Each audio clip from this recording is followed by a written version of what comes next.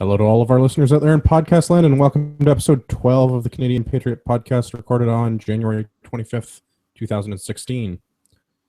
Joining me this evening, we have Marty, a sport shooter and hunter from Southern Ontario, and as always, I'm your host, Andrew, a libertarian, competitive shooter, gear reviewer at everydaytactical.com, and gun club director. We'd love to hear your feedback about the show. Please visit canadianpatriotpodcast.com/feedback, or you can email the show at feedback@canadianpatriotpodcast.com. For your listening pleasure, the show is also available on Stitcher and iTunes. So, Marty, this is your first time on the show. Welcome. Thank you for being on with me. Yeah, thanks for having me. No problem. Anytime. We're going to start. I've got the same thing that we had the last episode. We'll probably keep having this all the time because now we can petition the government to exercise our will, or at least tell them that we have an opinion that they should listen to, with 3 petitions that everyone should sign and 2 that I don't understand why anyone would sign, and I would welcome feedback from anyone who thinks that either of those petitions is a good idea. So the first one is E111, is the firearms petition. That's currently at like 18,000 signatures, so we definitely want more, and this is to change the classification of the AR-15 series of rifles to be based on their technical merits and not through an ordering council, making them all restricted by name. We've also got E124, where we'd like to change Section 7 of the Canadian Charter of Rights and Freedoms so that it includes codified protection for property rights. And last but not least, E48, because Mr. Trudeau thinks that he has a mandate from the people to change the way elections work in our country, we'd like to see this go to a referendum, because the Liberal Party, I don't think, should have unilateral control of how we elect a government here. And my 2 petitions that I don't understand. E54, which is to bar Donald Trump entry from Canada. Yeah, that definitely seems like an important thing that our government should be working on. It definitely. You know what? The European, or not the European Parliament, I'm sorry, the UK Parliament actually had a similar, I don't think it was a petition, I think it might have been a private member's bill that they debated on the floor like a week or 2 ago to ban Trump from the UK, and I'm pretty sure it failed. But yeah, I heard some of the debate about that, and I think similarly as ridiculous. There's no reason for any government to be doing that at this point. No, it's bread and circus. It's yeah. And finally, my least favorite petition currently available, which is surprising based on some of the other petitions that we're not talking about, E7, changing the oath of allegiance to Her Majesty the Queen, because Canada is a parliamentary democracy and the Queen is our head of state. But apparently some people don't understand that. Yeah, I think in general, I think there's a lot about Canadian democracy that people don't understand these days. So if anybody would like to explain to me why those should be petitions that go before the government, I would be happy to have that as a topic on the show. With that, let's hit the news. All right. So the first thing from SHOT Show, this comes from the firearmsblog.com. The C19 Canadian Ranger rifle will be available in the US, which is also good news because it'll be available in Canada and we can buy them. So for those that don't know what that's about, the C19 is a bolt-action .308 rifle that's being procured through the Canadian Forces for the Rangers. We've talked about the Rangers on the show before. They mostly operate in the Arctic, in the Northwest Territories, the Yukon, Nunavut. Historically, the Rangers have been issued with the number 4 Lee Enfield for like the past 80 years, like since 1946. They've had the number 4 Lee Enfield. The government stock on Lee Enfields has finally run out, and they can't fix any more of them, or they're just about out of being able to fix them. There's no more spare parts available. So the Canadian Forces put out an RFP, and Seiko has produced the Tika CTR that matches their specifications, and I think is being built under license by Colt Canada. I'm not positive on it. Yeah, somehow that's a contract that was won by Colt Canada, but yeah, Seiko's doing the manufacturing. Yeah, so it's going to end up that these rifles they'll be the civilian equivalent of these rifles, because they've taken a T3 and made it match the RFP. Do you know So what's different about it? I mean, I know a little bit about it. It's super super light. It weighs like 5.3 pounds without optics or a magazine. Um, but as far as I understand it, it's basically a T3 with a heavy barrel. Um, I think it's I'm sure it's a detachable box magazine. It's 308. I want to say it's a 26-inch barrel. It might be a 24. It's heavy profile. It's a laminate stock. And the Canadian ones have a really cool laser engraving etching thing on the buttstock that has the Rangers like logo, like unit insignia. yeah, but the ones available to the public won't have that insignia. Right. The ones available to the public won't have the cool Ranger logo insignia. It's a licensing thing. They're not allowed to use that. I think they also come with a Harris S6-9 bipod, and the as issued ones are also coming with a hard case, which I think is a Canadian made equivalent to like a Pelican Storm hard rifle case. It's not a Pelican. I think it's like a Canadian made equivalent. No. Did you see pictures of that hard case and the kit, the as issued kit? Yeah, the as issued kit is super cool. Like two mags, a sling. Yeah, cutout foam.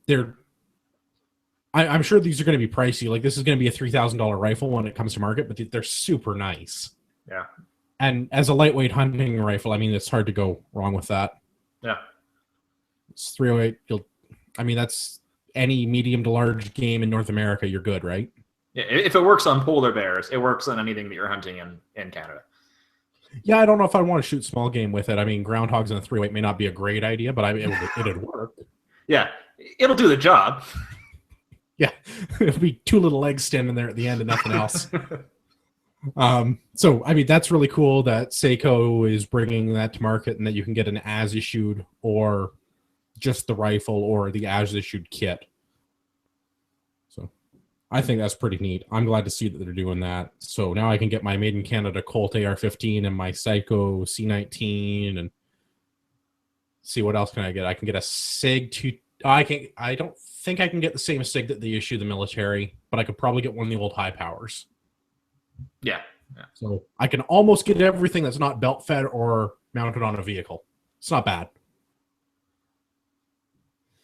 The next article we've got comes from the Edmonton Sun, and it's the RCMP warning everyone that they need to be more savvy about what they share on social media, and they're directing this particularly at gun owners because of cyber crimes, particularly in Alberta, where the RCMP has a report of 10,000 stolen firearms.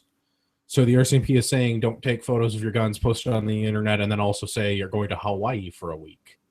So apparently that makes you a target for criminals. So I don't know who they're aiming.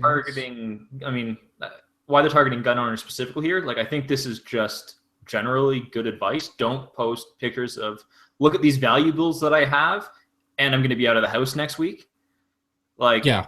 Like, I'm not going to post pictures out there that I have a big screen TV or something and then say I'm going to be gone. Yeah, look, I just bought everybody new iPads at Christmas, and we're going on vacation. Like, for anyone who's not been on the internet recently, it's a scary place. Don't do dumb things. Like, I'm sure all of our listeners understand this because we're on the internet, and they're not dumb. So. And it can go beyond just the internet. Like, I mean, that can just be a general situational awareness type thing. Like, don't flaunt valuables. Don't flaunt that you have guns and things like that. If you don't want to be a target for that type of thing. The big giant Browning sticker on the back of your truck window might tell people that you have guns at your house. Wouldn't they be disappointed if you just have crossbows? Like, they go to all that work, they break in, and they just find like a Browning crossbow. Do Browning make crossbows? I'm sure that they do. I know a guy that bow hunts, and I'm sure he said with a Browning. So I assume that means a bow made by Browning. Yeah. So. Yeah. Situational awareness. Don't post stupid things on the internet. It's the same as having stick figures on your car with your family's name on it. Like, exactly. Don't give the criminals more info than they need, because I mean, I'm sure little Sally's a great kid and everything, but having that on the back of your minivan and dropping her off and having your, my student is an honors student at Parkhurst Elementary. criminals aren't very bright, but don't give them the extra ammo, right? So Yeah, you don't need to help them with their job. yeah. I don't know. I think it's weird that the RCMP is specifically aiming this information at gun owners, and then the article goes into this whole other tangent about cyber crimes and how it's a multi-tentacled beast, and they have this new task force that they're working on. Yeah, I'm glad you brought that up. So that was actually, my first thing was, why are they targeting this specific gun owners? This just seems like general advice that should be going out to everybody. But that was the exact same point where I felt this article kind of devolved in saying that, going about radicalizing your child on the internet, and that children are what was their words, that because they're not socially comfortable and they're looking for acceptance, so they're easily radicalized. Like this whole, it seemed like it was two different articles here where this kind of devolved into this, fear mongering that the internet is going to take all of our children. Well, it is, but I mean, that's not new. Yeah. But that was the Sun, which surprised me a little bit. Yeah, I don't know. The local Suns, the Vancouver Sun, the Edmonton Sun, like the Suns that are in a specific city, I've regularly found unique articles by their staff writers. So I don't know. Whatever, we're being balanced on our end and criticizing what I think is commonly considered a right-leaning news outlet. Yep. Yeah, don't post things on the internet that'll get your stuff stolen. Be smart. Last article, it's actually related to today's show topic, and probably next week's show topic too. This comes to us from the CBC. So we've got the extreme right and the extreme left. The article is, the Calgary police officer whose rifle was stolen from car will not be charged. The constable still faces investigation under the Police Act. This is from the CBC on January 18th of this year. This goes back to an incident that happened in April of 2015. Calgary police officer had his personal vehicle broken into and his duty rifle stolen. So the duty rifle, there's a whole bunch of stuff in this article that I don't get, that just baffles me. And then there's that was sort of my frustration. Legal aspect of this. So yeah, do you want to break down the stuff that just doesn't make sense to start with? So first off, what terrible reporting. There's none of the facts that you need to make this story make sense are here. So that was sort of the first frustration. But so in general, it seems like, and I did a bit of back searching, looking at some of the articles from last year when it went missing and when they recovered the rifle. So it seems like this police officer was off duty, had his C8 locked in a case in the trunk of his personal vehicle at a restaurant, and the vehicle was broken into, the case was stolen, the gun was stolen. At some time later, they were able to recover the rifle from whoever stole it. I couldn't really find a lot of details about that, how they recovered it, if they actually got the person that they recovered it from a house, but then there was nobody was charged with the theft. So there's some mystery about that as well. So let's break down the other, at least 2 points that I found in this.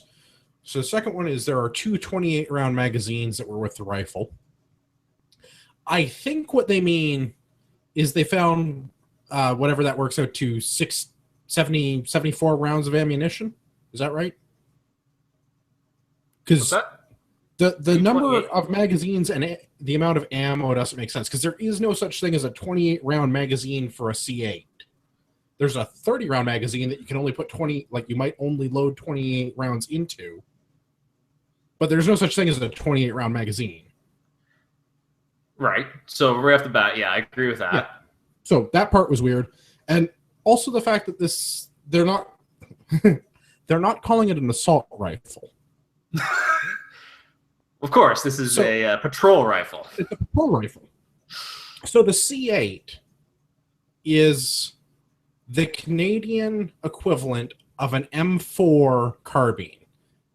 It's made in Canada by Colt, formerly Demaco in Kitchener. It's 14.5-inch barrel.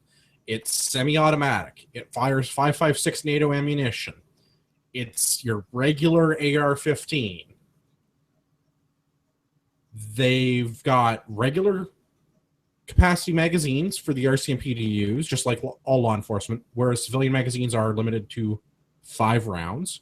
So this guy conceivably has a full-size 30-round, unneutered, unpinned magazine that only has 28 rounds for, I don't know, departmental policy, I guess, because he can't put the magazine in the right way with the full 30 rounds. I don't understand why people download magazines. It's locked up in his car, and he's not taking a direct route with the rifle. So if you or I have an AR-15, it has to be locked in a locked case in our locked vehicle, right, when we're transporting it. Correct. And then we have to take it on the most reasonably direct route from our home to the range. So in this guy's case, he's coming from work home because it's a duty rifle, whatever. Right. But he's decided to stop and have himself some fried chicken at the, whatever it is, the Crosswinds Crossing restaurant, whatever it is, or the Crow Crossing restaurant, whatever the name of the restaurant was he was at. Right. So if you or I do this with our civilian AR-15 and it gets stolen, we get charged, we get unsafe storage, we get prohibited device charges, violation of our ATT. Violation of the ATT. So, like, there's at least 4 or 5 charges there, and some of those hold 5-year mandatory minimums, and this officer has nothing. I don't understand. Like, the CBC is calling it a patrol rifle, but they call my AR-15 an assault rifle in other articles. So, I mean, okay, he's an off-duty police officer. He's a civilian at that point. Well, I mean, okay, so that's a whole other thing. But police officers are civilians. The only distinction between a civilian and everybody else is if you're in the military or not. Yes, that is correct. So, yes, but he has the authority of the state to break the law, to enforce other laws. You know, but at this point, so what I'm going on at this point, he's now in possession of 2 prohibited devices, being the 2 standard mags. Right. He's transporting a restricted firearm with no ATT at all, presumably. Presumably, and because he's a police officer, he likely doesn't have a POW. He doesn't need a POW. He likely doesn't have a POW or an RPOW. Right. So, yeah, I agree with you. There's multiple federal laws that this guy has violated, it seems, based on the information that's available in this article. Yeah. And if you and I were to do it, there are at least 4 charges that I can think of that have 3- and 5-year mandatory sentences. And so, if a regular Joe Canadian gun owner were to do this and have their rifle stolen out of their car, I guarantee this would be before a Crown prosecutor. Correct. Now here's the question: is why did he have this rifle in his personal vehicle? So this actually goes back to April when they found the rifle. He was apparently taking it home to clean it. Yes, with the mags. With the, and I mean, okay, so maybe they got like a rollout kit, and it's just like that's how it goes. Like they just have a rollout kit, and the rifle goes in the so it's a hard case with wheels, whatever, and it has all of the tactical crap that they need to respond to an incident, right? Right. So I looked up. I couldn't find in terms of the Calgary police, but are the police allowed to bring are the Calgary police allowed to bring their issued firearms to their homes? And I wasn't able to find that. Calgary. It varies by jurisdiction, and it's up to the individual police service to make that determination whether or not they allow their officers to take their duty weapons home, and whether or not they allow their individual officers to carry off duty or not. Yeah. So the only thing I could find was from the Calgary police superintendent, a quote saying that there is no reason in my mind why an officer would take this firearm home, and he said what should have been done, leave it at work. To his knowledge, it had not happened before. A few quotes like that sort of led to that it was unprecedented for an officer to take one of these rifle home, but nothing that's saying that it was sort of against policy. Well, I bet it's about to be against policy soon if it isn't already. Yeah. So Anyway, I think that's kind of interesting. That's a good lead in for our main topic in the show tonight, which is gun laws in Canada, specifically around what the gun laws are, how we've gotten to where we are at getting a gun in Canada, getting your license in Canada, and what to do once you've got your gun. At least what you're legally required to do. So why don't we start at the beginning? There's a whole history. Most of this I pulled right off the RCMP website. I'm editing it in the show notes for clarity's sake and to take all the bureaucratic crap out. They also include a lot of failed bills that never went through that I'm not going to reference. Yeah. But if anybody wants to read like the 8 or 10 pages of history on gun control in Canada, there's some show notes. Prior to 1892, this is the earliest reference we have in Canada to firearms control. Justice of the peace have the authority to impose a 6-month jail term on anyone carrying a handgun if the person does not have a reasonable cause to fear assault against life or property. So up to 1892, you can carry a handgun around with you as long as you can make a reasonable argument to a magistrate that you need it because someone's going to hurt you or steal your stuff, right? That seems pretty wild west of them. And then we get into all of the other exciting things. 1913, they start introducing laws where there's a minimum 3-month sentence if you're outside of your home or business with a handgun. And then they start doing other stuff at the end of the First World War. They start adding criminal code acts. And 1934 is when things get draconian. 1934 is the first registration requirement for handguns. This is the same handgun registry that we have today. It goes back to 1934. This is something I don't think a lot of gun owners know. I think it's definitely something that the average Canadian doesn't understand about our gun laws in this country. Handguns have to be registered with the federal government in this country going back to 1934. Which, I mean, like, why do we even have gun crime in this country if all the handguns have been registered for that long? Yeah, that was something actually. So myself, I didn't realize it had gone back that far. It wasn't until I was, doing some reading for tonight's show that I realized that myself. So then we have World War II. Rifles and shotguns have to be registered. Then that gets suspended after the end of World War II.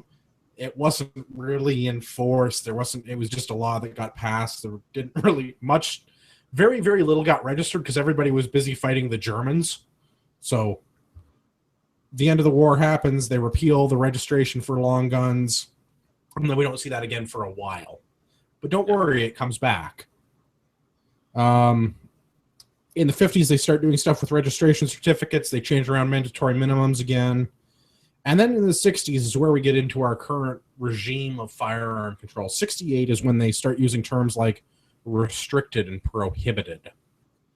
Which are still terms that we have today in terms of restricted and prohibited weapons.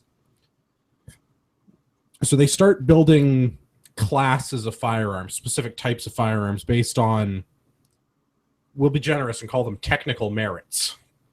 Things that you can observe that are measurable and quantifiable. They also enforce the restricted registration scheme starting in 68. So now the restricted registration no longer applies solely to handguns, but it applies to all restricted firearms, anything the government classed at the time as being restricted. So this is now broadened from just being handguns as it's been since 1934. Yeah. And then we have a decade of relative silence until 1977. In 1977, this is the first sort of modern act of firearms control in Canada. This is where we have Bill C-51, and older firearms owners will recognize this because this is when they had to start getting their FAC, their Firearms Acquisition Certificate, which is what predates our current licensing system. So there's a bunch of changes. Businesses have to get licenses. Ammunition businesses have to get licenses, like companies that manufacture or sell ammunition need licenses, as well as stores that sell firearms need specific firearms selling licenses. This is the precursor to the current firearms business license that we have today. They also start doing things like adding sweeping measures for search and seizure. by virtue of having an FAC, you now have to allow the police into your home. Yeah. So warrants are no longer required if you have guns, as long as they're legally owned and registered to you. If you're a criminal, it doesn't matter. But if you have an FAC, now you have to let the police in to see your guns.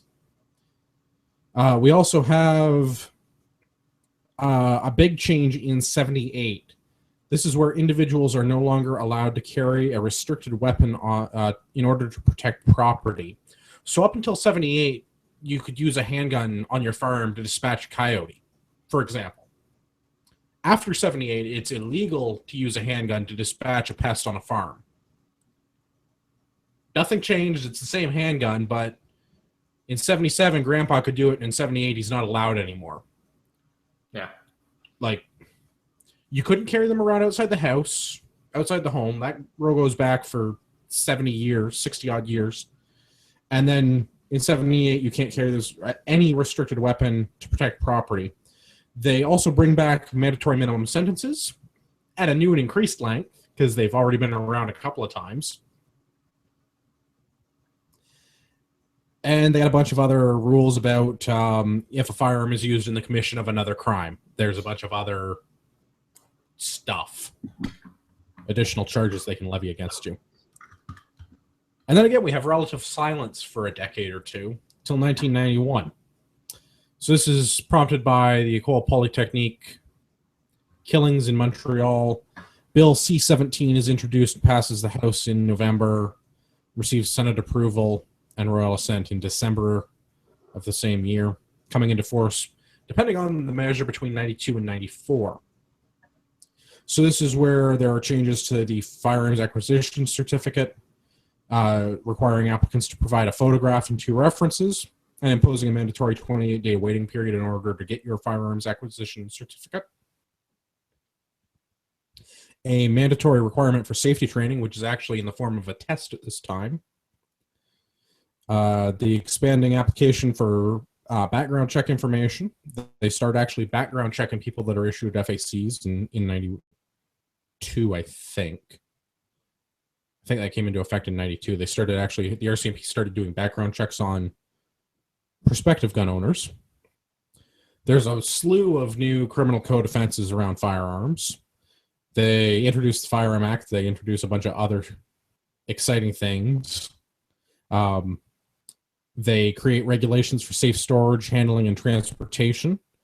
They create the Firearms Advisory Committee, and they start issuing governor in council and order in council orders, with a need to control the military, paramilitary, and high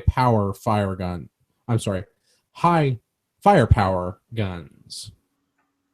So this other changes include the prohibition of large capacity magazines for automatic and semi-automatic firearms, or as we prefer to call them, regular capacity. Yeah.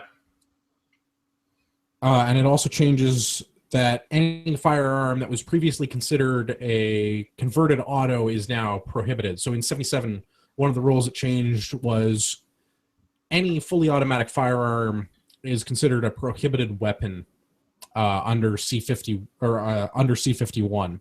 There's an exemption made for a particular class of what would later become prohibited converted full autos. So this is a full auto machine gun that's been converted to only operate in semi-automatic mode. So for the listeners that don't know the difference, semi-automatic, pull the trigger once, the gun fires 1 bullet. That's it.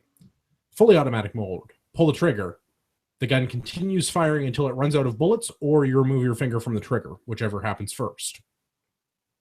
So converted autos used to fire in fully automatic, or had the option to fire in fully automatic, perhaps as a select fire weapon, and now they only fire in semi-automatic mode. They've now become prohibited. They've also introduced. No, I think that's all the things they introduced that year. And then in 1995, after all of the C-17 rules come into effect, we get C-68. So C-68 sees increases in the criminal code for firearms used in other serious crimes, things like kidnapping or murders. So it becomes double illegal at this point to kill someone with a firearm, whereas before it was just illegal to kill them. Yeah, but they're extra dead when you use a firearm. That's right. They're doubly dead. So they've increased the penalties for the use of a firearm in the commission of another serious offense. 95 sees the creation of the Firearms Act, which we still are dealing with today. And we see regulatory aspects for licensing. So the licensing system replaces the Firearms Acquisition Certificate, the FAC system, with the Possession and Acquisition License and the Restricted Possession and Acquisition License, lovingly referred to as Canadian gun owners as the PAL and RPAL. So under the new system, you now need a PAL or RPAL to purchase new firearms or ammunition. And you're also required to register every firearm you own. Not handguns, not just restricted weapons, absolutely every firearm, if it's a firearm, if it meets the definition of the firearm in the Firearms Act, which can include an air gun, for those of you not in the know. Every firearm must be registered with the federal government. And it's an offense not to have the registration certificate with the firearm. So they make a bunch of other changes in the late 90s following that. They start charging for the issuance of licenses, which we're still paying for. They change safe storage display transportation requirements for individuals and businesses again. They add the authorization to transport for restricted and prohibited firearms, which we still have in a strange incarnation today. The authorization to transport a restricted firearm or prohibited handgun. You can no longer take prohibited weapons out of your own home. Your full autos, converted full autos, other 12X class prohibited firearms, 12X being the class in the Firearms Act that describes prohibited weapons.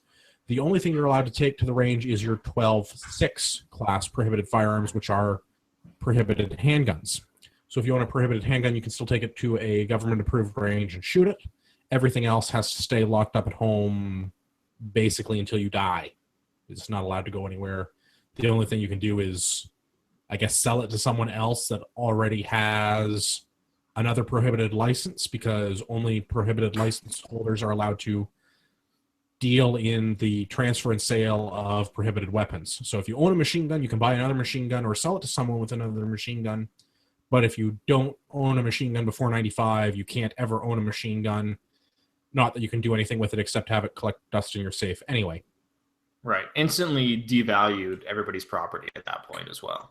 Well, it's theft through attrition by the government at that point. I mean, you literally, you may have spent thousands or tens of thousands of dollars on a functional machine gun for your own enjoyment, and the government has said, okay, we'll let you keep it, but you're not allowed to do anything with it except keep it. And then when they die, their government comes and takes it and melts it down for scrap. So yeah, hundreds of thousands, millions of dollars of personal private property that wasn't doing anything to anyone, that is going to sit in the safe until people die and then get melted down for, because we're losing our history. Because people have Bren guns and World War I and II machine guns and family heirlooms, and they can't do anything with them. So the government's kind of in the business of making me sad in that year. They also add record-keeping requirements for businesses, and because we can't treat everyone equally in this country where equality is such a big deal, we make special adaptations for a certain group of Canadians. So if you're living on a reserve as a status Indian in this country, you may still be able to own and use restricted or prohibited firearms for certain functions that the average Canadian would be prevented from doing. That's why we see things like the Velvet rifles still for sale, because certain Aboriginal groups had them. They're an AK-47. They're a long-barreled AK-47, but essentially it's an AK-47. And they're still allowed to use them to hunt with. They're still allowed to shoot on their own property with them. And conceivably they could sell them, but they fetch quite the pretty penny, and people aren't really willing to trade in them.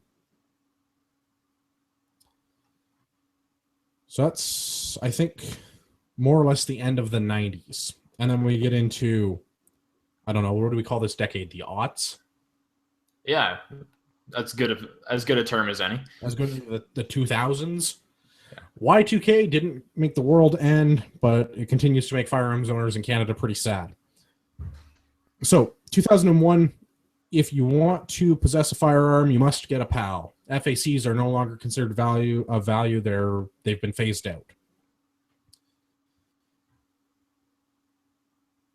Then we have the change in 2012 with C-19. This is a conservative bill to repeal the long gun registry and a few other points.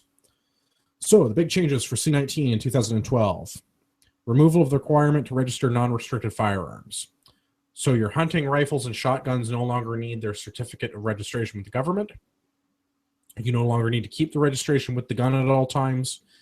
And in order to buy and sell a non-restricted firearm, you no longer need to call the government to get their approval to transfer the ownership. Theoretically, the government was also supposed to destroy the records of the long gun registry. That stands to be seen. Quebec argued in court and had a stay of execution put on the destruction of the long gun registry records. There's the also Quebec portion. Theoretically, the Quebec portion, yes. And we've also seen incidents with High River where somehow the RCMP had a list of people, the RCMP had a list of where they expected to find guns. Not saying they used the long gun registry, just saying it's conceivable they could have. I think the key with that one was some of the quotes saying, I think we found all of the guns, or we've got all of the guns from this residence type of thing. That's right. There's some question as to how do they know how many type of thing. Because, I mean, a PAL is as good of a way of finding out which houses potentially would have firearms. But there was some of the verbiage around the number of firearms in the homes that was being used by the RCMP that they shouldn't have had access to. That's right. So that's the detail of it. Other changes include allowing the transfer of non-restricted firearms. Pardon me. Allowing the transfer of non-restricted firearms based on having a reasonable or no reason to believe that the recipient didn't have a valid firearms license. So you could call and validate it if you wanted to, but there's no longer a requirement to actually call the Canadian Firearms Center and validate someone else's PAL when you sell them a non-restricted gun. There's also the mandatory safety training. So passing the test is no longer good enough. You must sit through the class and then take the test and then pass, which has a whole slew of other problems in places where firearms trainers, that's not the right word. Instructors, that's the word. Thank you. Where instructors are not as readily available, say remote communities up north, certain areas that are predominantly Native Canadian, where there are less firearms instructors. So now you have to find a firearms instructor, take the course, sit through the course, and then pass the test. You're no longer allowed to simply challenge the exam. Yeah. There's also a change in the authorization to transport the restricted firearms and prohibited handguns. The ATT, the authorization to transport, now becomes a condition on your firearms license, but it only applies to firearms that are in your name, which is another example of our wonderful chief firearms officers finding a way to bend the law to their will to abuse Canadian firearms owners, because previously, if you had a PAL and an ATT, you could take any firearm registered to your residence, to your range. So, I mean, I got that notice from CFO Ontario. Do you know if that's true for the other provinces as well? I have heard that it is true in at least some other provinces. Yeah, so that was something that affected me personally, as my wife is also an RPAL holder and has restricteds that are fun to take out to the range and shoot, and I lost that ability due to that change by the CFO. I didn't see anywhere in the change that the C40 was C42 that highlighted that, so it seemed to be just a stipulation that was added by the CFO because they could. Yeah, it's the Ontario CFO doesn't like gun owners. It's my opinion that no CFO likes gun owners, and they're looking for as many ways to bend the law to abuse gun owners as much as they can, because it makes it look like they're doing something for public safety, which is kind of a load, but I mean, it is what it is. the chief firearms officer, for the folks that are not in the know, tends to be the head of your provincial police force. They can be appointed by the federal government or by your provincial government. It usually falls to another law enforcement officer. In Ontario, it's the commissioner of the OPP. Some provinces are also responsible for certain territories. I think it's Alberta that's responsible for Northwest Territories, and it might be like Manitoba that's responsible for none of it, something like that. So sometimes you'll have a single person that looks after multiple jurisdictions. In some of the Western provinces, it is the RCMP. It's not the detachment commander, but it's whatever is in charge of, like, in the province of Alberta, the CFO is the head of the RCMP for Alberta. Like in Ontario, the CFO is the head of the OPP for Ontario. In Quebec, the chief firearms officer is the head of the SQ, the Quebec Provincial Police. In New Brunswick, it's the head of the Royal New Brunswick Constabulary. That might be Newfoundland, Royal Newfoundland Constabulary. In any event, it's usually whoever the chief law enforcement officer is in that provincial jurisdiction is also your chief firearms officer. So despite this being a federally regulated set of laws, each province has their own interpretations based on their CFO's opinion. And as gun owners, we have no legal recourse because them's the rules. Yeah, that's where the CFO has the right to add sort of any reasonable law that they... Any condition that they feel reasonable as part of your license. That's right. So that's where we get things like the most reasonably direct route. So that's sort of the brief history of gun laws in Canada. That brings us up to where we are today. So now we can talk about all the fun stuff that we can do with guns. Well, not really, because we can't do anything fun with guns. First, we have to get a license. Then we can do fun things with guns. So in order to get a license to have a firearm, you must obtain a PAL, Possession and Acquisition License, or an RPAL, a Restricted Possession and Acquisition License. So there's a process to this. Step 1, find an instructor. There are websites to help you do this. FSEO in Ontario. You're looking for someone to teach you the CFRSC, Canadian Firearm Safety Course, or the Canadian Restricted Firearm Safety Course.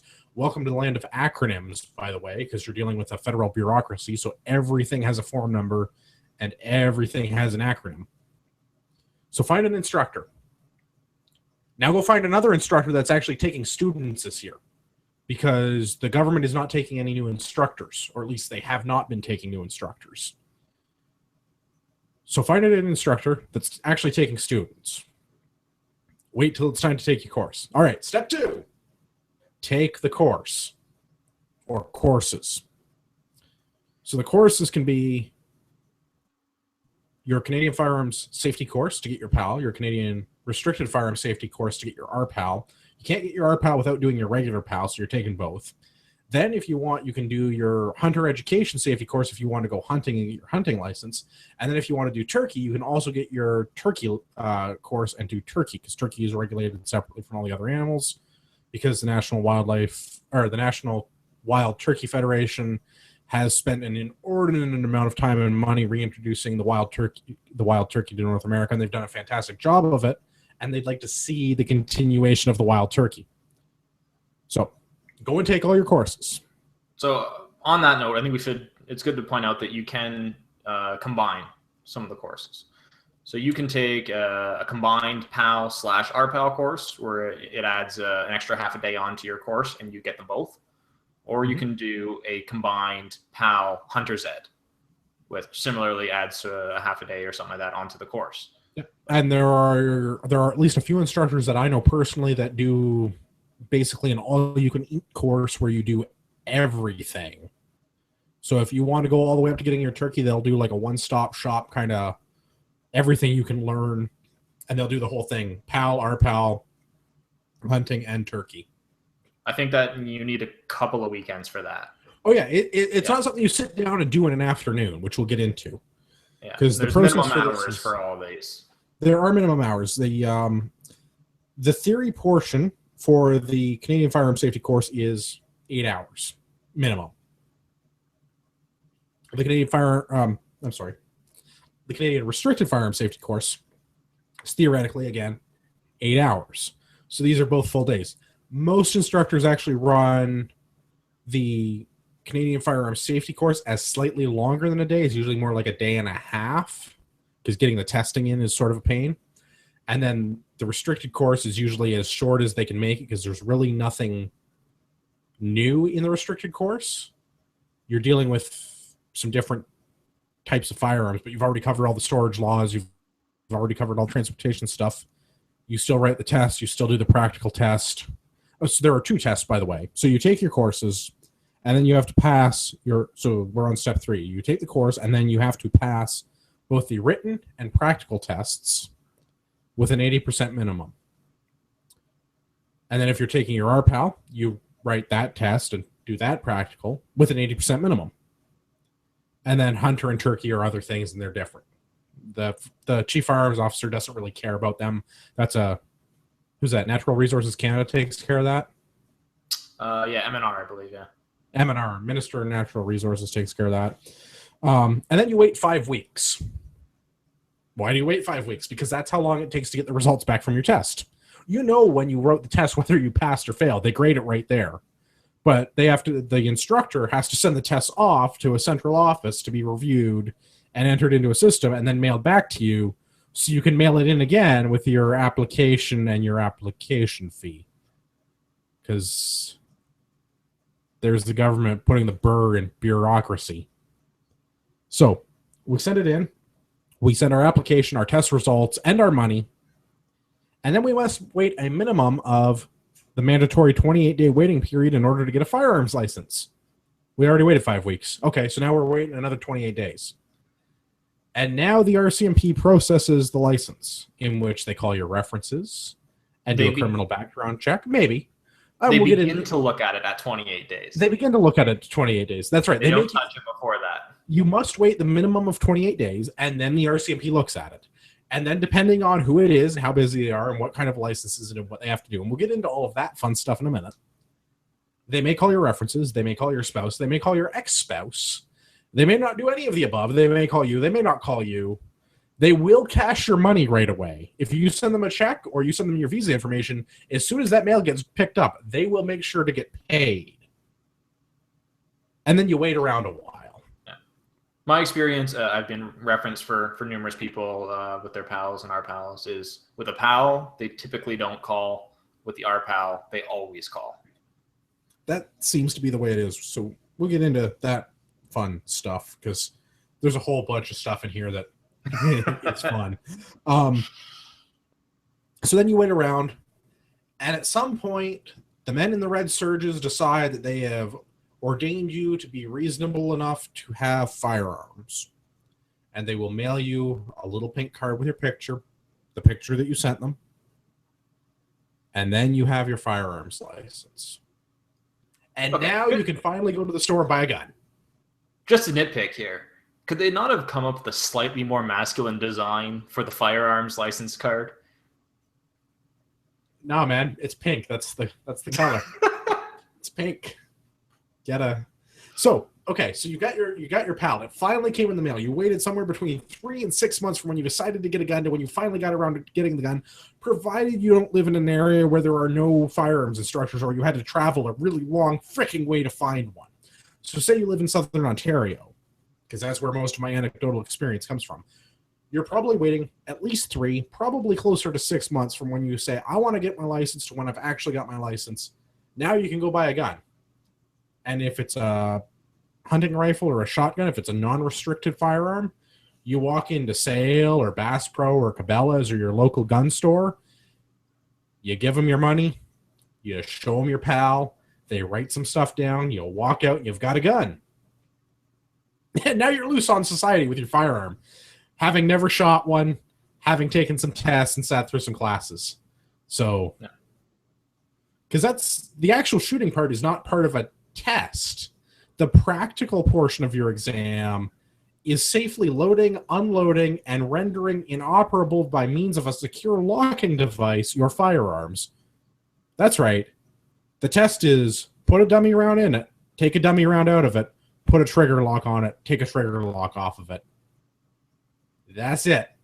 I mean, you have to do acts and proves and stuff, but I mean, that's the gist of it. You got to do like those 4 things, and you have to be safe while air quotes, you have to be safe while you're doing it, following acts and proves, because we couldn't just use the 4 fundamental laws of firearm safety like the rest of the bloody world does. So instead, you have to assume every firearm is loaded, control the muzzle direction at all time, something to do with a trigger. I don't even know. It's acts and proves. You read it in the book, you memorize it for the test, and then you go use the 4 rules of firearm safety that make sense to everyone in the world. So what you're saying is Canada is unique in having everybody look down the barrel of their firearms? Oh my God, I could not. Coming from my experience with firearms is having them on the farm and having them in the military. And for my instructor in a civilian firearms class to say, in order to inspect the board and make sure it's free of debris, you look down the barrel. Oh my God. Seriously? Seriously. Yeah, that was very, I mean, unnerving for me at first. Similarly, I grew up with, random 22 sitting in the corner type of thing for varmint type of stuff out in the country. And so I was comfortable handling a firearm, but that was, even knowing that they were deactivated and they were dummy rounds, it was a weird feeling looking down the end of a barrel at first there. Yeah. Okay. So we diverge again. The last and final point in this whole process is, say you've done your RPAL course and you want to get yourself a handgun, like a big chrome Desert Eagle, like a solid GAD. Yeah. You go to the store, you plunk your money down, you show them your card, they take down some information, you go home. But you don't have a gun. Because if you buy a restricted firearm, you have to wait for the store to call the government to transfer the ownership of the firearm and then issue you a temporary authorization to transport to take the gun home. Unless they don't issue the temporary authorization to transport, as it's a condition of your PAL now, because we have people that exist in both states where you may or may not have already the ability, legally, the paperwork, to take a firearm from a gun dealer to your home. What a messed up process. Okay, so all the rest of the fun stuff with that before we go into the nitty-gritty details of things that make Marty and I enraged about the whole process. How much is it going to cost you, and how long is it going to actually take of your time? Not the waiting around 3 to 6 months. Like, eventually you'll get a PAL when the government decides they're good and freaking ready to, like, print the card and mail it to you. But, like, how much of your time and energy, your blood and treasure, are you going to have to invest into this process? Probably between $200 and $400, give or take. It depends on what you want to do. If you want the basic PAL, you just want to buy like a shotgun and go to the trap range and shoot some skeet, whatever, some orange clay discs, you're looking at about $200, give or take. Instructors are free to set their own pricing within a certain boundary. There's sort of a general minimum and a general maximum that instructors are allowed to set their pricing in, and it sort of varies by instructor and region. I think it has a lot to do with the quality of the instructor, the quality of the example firearms they have with them, and the facilities that they teach in. So I tend to find that the more expensive instructors tend to be the better instructors, and they tend to teach in better facilities and less out of their basement. But you're probably looking between $120 and $160, $160 at the top end to get your Canadian firearms safety course done. And then you're sending in a $60 processing fee to the RCMP to appease them enough to run your background check, probably not call anybody or do anything except run your background check, and then mail you the card, which is good for 5 years, and then you get to pay again, by the way. If you want a handgun or a restricted firearm, you're probably looking at, again, $120 to $160, and then your application fee is another $60 unless you do them at the same time, and then it's $80. I strongly encourage new gun owners, if they want or they think they might someday want a handgun, which is everybody, because handguns are fun and you want one. Just like AR-15s, they're fun and you want one. Trust me. You will regret not doing it. I know people that have done it the long way, and then you get to repeat the 3 to 6 month process and do it all over again. If you can do it, do your Canadian Firearms Safety course, your Canadian Restricted Firearms Safety course. you're looking, $240, an $80 admin fee to the government. You're like $350. You've got everything done. Then you can deal with your hunting and your turkey stuff if you want to. Yeah, I second that. If at all possible, even if you think you will never get a restricted, do them both at the same time. Most instructors, they don't charge a big premium to do them both at the same time. It's usually, an extra $50 to $80 extra versus your regular PAL. But that material, that 8 hours of material for both the two safety courses is incredibly dry, and the two courses are almost identical. It's the exact same material you cover in the PAL. And so to sit through the whole thing twice is awful. Get them both done at the same time, one application, and you're good to go no matter what you want to get in the future. Yeah, no, exactly. I can't recommend it strongly enough. I know several people that have done it the other way, and they're like, yeah, I got a shotgun, and I'm going to shoot some shotgun sports, and that's all. And then we took them pistol shooting, and they're like, oh my God, I need to get a handgun, like right frickin' now. And it took 6 months. I'm one of those people. Yeah, it's a terrible, terrible experience. Don't be like Marty. Be smart. Do it at the same time. Luckily, I was able to challenge the restricted when that still existed. Which is unfortunately no longer a thing because we're too stupid to just write the exam. We must sit through the course. So, thank you for that, conservative government. You've slightly loosened the collar only to tighten the handcuffs. Go team. So, a day to do your restricted, a day to do your non-restricted. If you want to do your hunting, that's another day. If you want to do your turkey, I think that's a mail-in, right? You can mail in your turkey? The turkey is, you do the course by DVD, or at least you have to buy a DVD, and then you write the course, you write the test with an instructor. Okay, so you have to actually show up to the instructor, write the course, but you're watching the DVD for the learning material. Okay, yes, I kind of forgot how turkey worked. So I wrote my turkey in person, but I do believe a lot of the instructors will do the test via Skype. I know that was at least an option with the instructor that I did mine with, but he was local to me, so I just met him at the club and wrote the test. Okay, so that's kind of how long it's going to take in your time, how long it's going to take on your calendar, how much is going to hit in the pocketbook, all for the virtue of getting this pretty little pink card with a picture on it says that we trust you enough to own a firearm. And possibly to shoot some animals with it if you do the hunting stuff. But the hunting stuff is kind of separate from the actual firearms part. Because if you want to be a bow hunter, you still have to get your hunting stuff done, right? Yes. Because you can shoot a turkey with a bow. Yeah, and you never have to touch the firearms part. Right. You can do your hunting without ever having a PAL, and you can hunt, bow hunt, and but yeah, you're restricted to bow only, obviously, because you can't handle the firearm. Can you black powder muzzleloader hunt without a PAL? Not that I'm aware of. I'd be curious about that. I don't know the answer off the top of my head, but I think there is an exemption for black powder muskets that you don't need a PAL because they're not considered a firearm because we have amazing definitions of firearms. I'm not certain. I'm not sure if you can do that or not. There might be a way to use a black powder muzzleloader to shoot a turkey in the face, but don't quote me on it. Look that one up for yourself if that's something that you want to do. There might actually be a way to do that. Yeah, let's just take that opportunity to highlight that nobody take our advice as legal advice here. Oh, yeah, there's a disclaimer placed at the end of the show. This is strictly for entertainment. I'm not responsible for any of your bad decisions. I'm responsible enough for my own bad decisions, and that's it. Actually, while we're doing bad decisions, since I have a bunch of firearms behind me on my workbench, and we missed the beer segment at the beginning of the show, I'm drinking Mill Street Vanilla Porter. Marty, are you drinking anything? I am having a James Reddy. Classy. The best. Yeah, I have nicer beers here, but I don't have cheaper.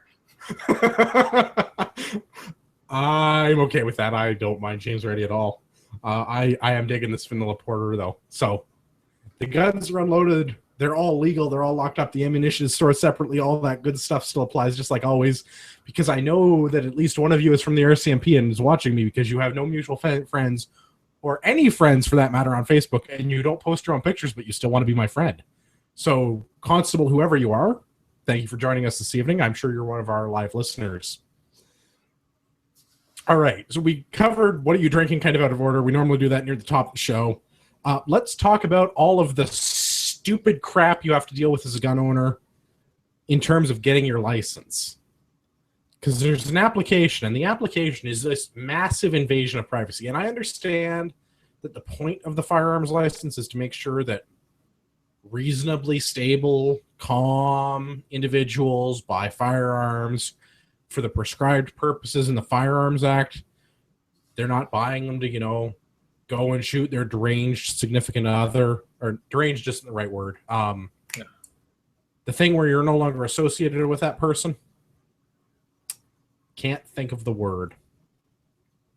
Yeah, I really wasn't paying attention there. What were you talking about? Yeah, no, it's all good. I forgot a word. I started reading ahead and wasn't listening. All right, so let's just go back to reading ahead. Some of the fun things that you have to include on your firearms application, your firearms license application, that may not exclude you from eligibility to own firearms. But don't worry, if you answer the wrong way, they will exclude you. In the past 5 years, have you threatened or attempted suicide or suffered from or been diagnosed with or treated by a medical practitioner for depression, alcohol, drug, or substance abuse, behavioral problems, or emotional problems? Because that's not an overreaching question. Yeah. I understand that from a mental health perspective, we don't want suicidal people to hurt themselves. But suicidal people are going to suicide anyway. They're suicidal. That's in their nature. It's what they do. It's sad and unfortunate, and we wish it didn't happen as a society, but some people decide to do that, right? Like, that's the way it is. Yeah. Unfortunately, that's always going to be a fact of society. Right. So, I mean, like, it happens. And it happens in other cultures where guns are left prevalent. Japan, for example. Just saying. So, in the past 5 years, so say 5 years ago, you went to your doctor and you got referred to a psychologist because you were depressed. Like, you felt kind of crappy, you weren't really happy, and work wasn't going good, and you're having problems with the missus, whatever. The kids make you upset. So, you went and you saw a psychiatrist. Does that mean you were treated for depression? Probably. That's probably... The government, a crown prosecutor, could make a reasonable argument that you went to a psychologist, a psychiatrist, what have you. They're different. Don't ask me how. Yep. To be treated for depression. They didn't put you on pills. It was counseling, right? You just had somebody to talk to you, right? Does that exclude you from owning firearms? Potentially. Is that a stupid law? Yes. But and this is where it comes down to the, our universal health care. That's sort of it could be the double-edged sword of that type of thing, is because they have your, medical records type of thing. I mean, not necessarily medical records, but at least your expenses of your medical records. Could they use those to determine if you've gone to see a psychologist? And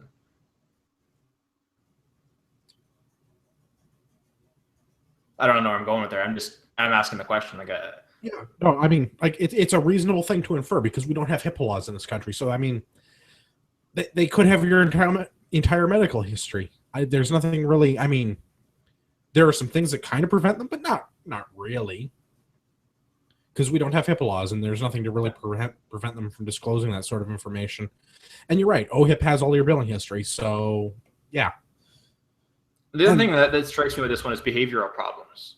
So if you have ADHD, for example. Yeah, absolutely. Yeah, sure. You've been diagnosed with ADHD. Is that considered an emotional problem? Yeah, it probably falls into that category. It might also fall into depression. Problem, yeah, absolutely. Like, so these things could potentially exclude a relatively normal person who at some point in their recent life has been treated for one of these things. Maybe they weren't even put on meds. They just had a counseling session. That could be enough to disqualify them. So, and it's, this is one of those things where, I mean, you understand you understand the reasoning behind the question. You understand, what they're trying to do here. But, it does feel overreaching. Yeah, it is. It is 100% overreaching. but that's the question. So if you're going to fill it out, prepare yourself for the answer. And remember, it's a felony to lie on these forms. Yeah. In the past 2 years, have you experienced a divorce, separation, breakdown of a significant relation, job loss, or bankruptcy? Hello, second overreaching question. Yep. What constitutes a significant relationship? Say you're getting on in age, you're a middle-aged, I don't know, you're a middle-aged white guy and your parent recently passed away. Is that the loss of a significant relationship? Yeah, it's probably gonna suck, right? Like, does that count? I wouldn't have gone that direction on that with significant relationship myself. I would have. I look at a significant relationship as maybe like a cohabitation type of thing. No, I know the point you're making. I'm just saying, is it reasonable for a Crown prosecutor to ask the question, does the loss of your parent in the last 2 years constitute the breakdown of a significant relationship? And I think the Crown could make the argument for. But the other ones are, I mean, there are also amicable divorces. Right. So when I look at this question, myself, I see this as a prompt to follow up on a later section of this of your application where you have to provide contact info for previous relation. Divorce, yeah, we'll get to that. I'm sure we'll get to that. So to me, I see this as this question to me is, have you experienced a divorce in the last 2 years? Yes. Okay. We need to contact that person. Now, I'm not saying that that's right, but that's how I read this, that they're going, this is a prompter for later information. Yeah, no, it absolutely is. So and of this one, the one that bothers me is job loss or bankruptcy. So job loss, like what is the average Canadian now go through 8 jobs over their career or something like that? When I was in school, which would be at least 5 years ago, like when I finished university was at least 5 years ago. I know the stat from the whatever class it was I took, humanities, human resources type thing, whatever. It wasn't a science class, so I didn't really do more than pay enough attention to pass. The stat was the average Canadian, it might have been the average American, will go through 7 jobs in their lifetime, like 7 different employers. Right. And so, okay, the spouse question or, significant other question, there is that other section later on where that person is going to be listed in this document where they can contact as a reference and make sure. But job loss, I don't remember there being anything about providing the contact info of your previous employers. No. So if you say you lost a job, they have no way of following up on that if that was, what kind of situation that was. Yeah, it doesn't ask what are you a seasonal worker? Were you laid off because there was a work shortage? Were you fired because you have a crappy attitude? Were you fired because you were threatening the owner of your company? Like, yeah, right. Is it a theft issue? Like, there's lots of reasons people lose their job, and not all of them are bad, but a couple of them are especially bad. Yeah. Yeah. Yeah. So this one's that's the one that kind of stood out to me at this point. Yeah, it's okay. So let's hit the big one because you and I both like this one. Well, and this is a twofer. So the first part is: do you currently have a spouse, common law, or other conjugal partner? If yes, then fill out the contact section on the next page. Yeah. So interesting that they want to know. Not sure how it's any of their business. Second part, because it's a twofer. Yeah. Within the last 2 years, have you lived in a conjugal relationship other than with the person you may have referred to in the previous question? If so, fill out the contact form on the next page. So what does this open the door to? Actually, you tell me. I don't know where you're going on this one. So let's say that 1 year and 360 days ago, I got divorced from my previous partner. I won't say ex-wife because we want to be gender inclusive on Canadian Patriot podcast. Oh, you're going with spite. I'm going with spite. I'm so going with spite. Because I know a guy that this happened to. He was a gun owner, and he had to renew his PAL. His RPAL. I think he had an RPAL. Doesn't matter. He had to renew his firearms license, whatever variety of firearms license he had. And he got divorced. Well, he had a common law spouse, whatever. They stopped living together. Call it divorced. Yeah. And then he met another lady like a year, 14 months later, and they started living together. And just about the same time they started living together, his PAL came up for renewal. And he had to include his current domestic other and his previous domestic other on the form.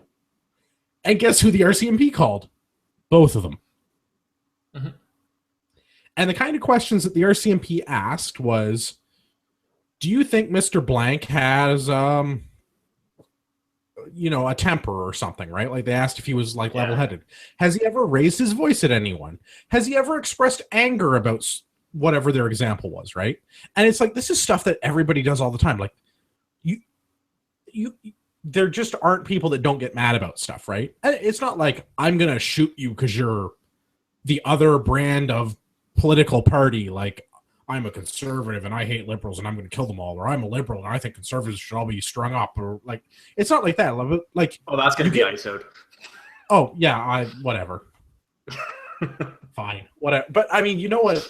You know the point that I'm making, though, right? Like, people get angry and they say things, but they don't really mean them. So they asked his current partner if, is he angry? Does he ever use violence to solve his problems? Does he ever threaten people? And she's like, no, he's a great guy. I love him. And they called the ex-wife. And the ex-wife was like, yeah, he eats babies. He's evil. I hate him. He abused me. And like, just blatantly made stuff up. Like, just made stuff up. And his PAL renewal was not approved. Now, was his PAL renewal not approved because of the ex-wife? We don't know that. They don't say why it wasn't approved or not.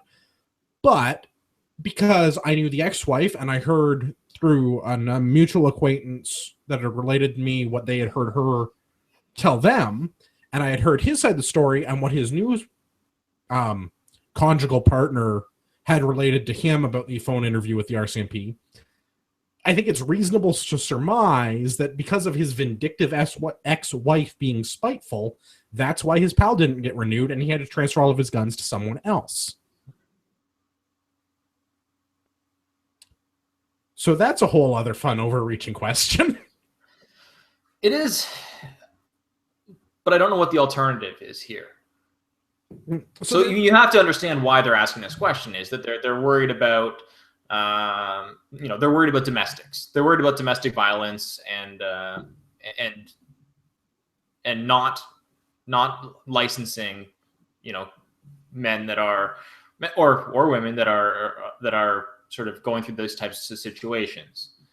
So I can understand in somewhat the question. And now, how do you make law that gets around spite?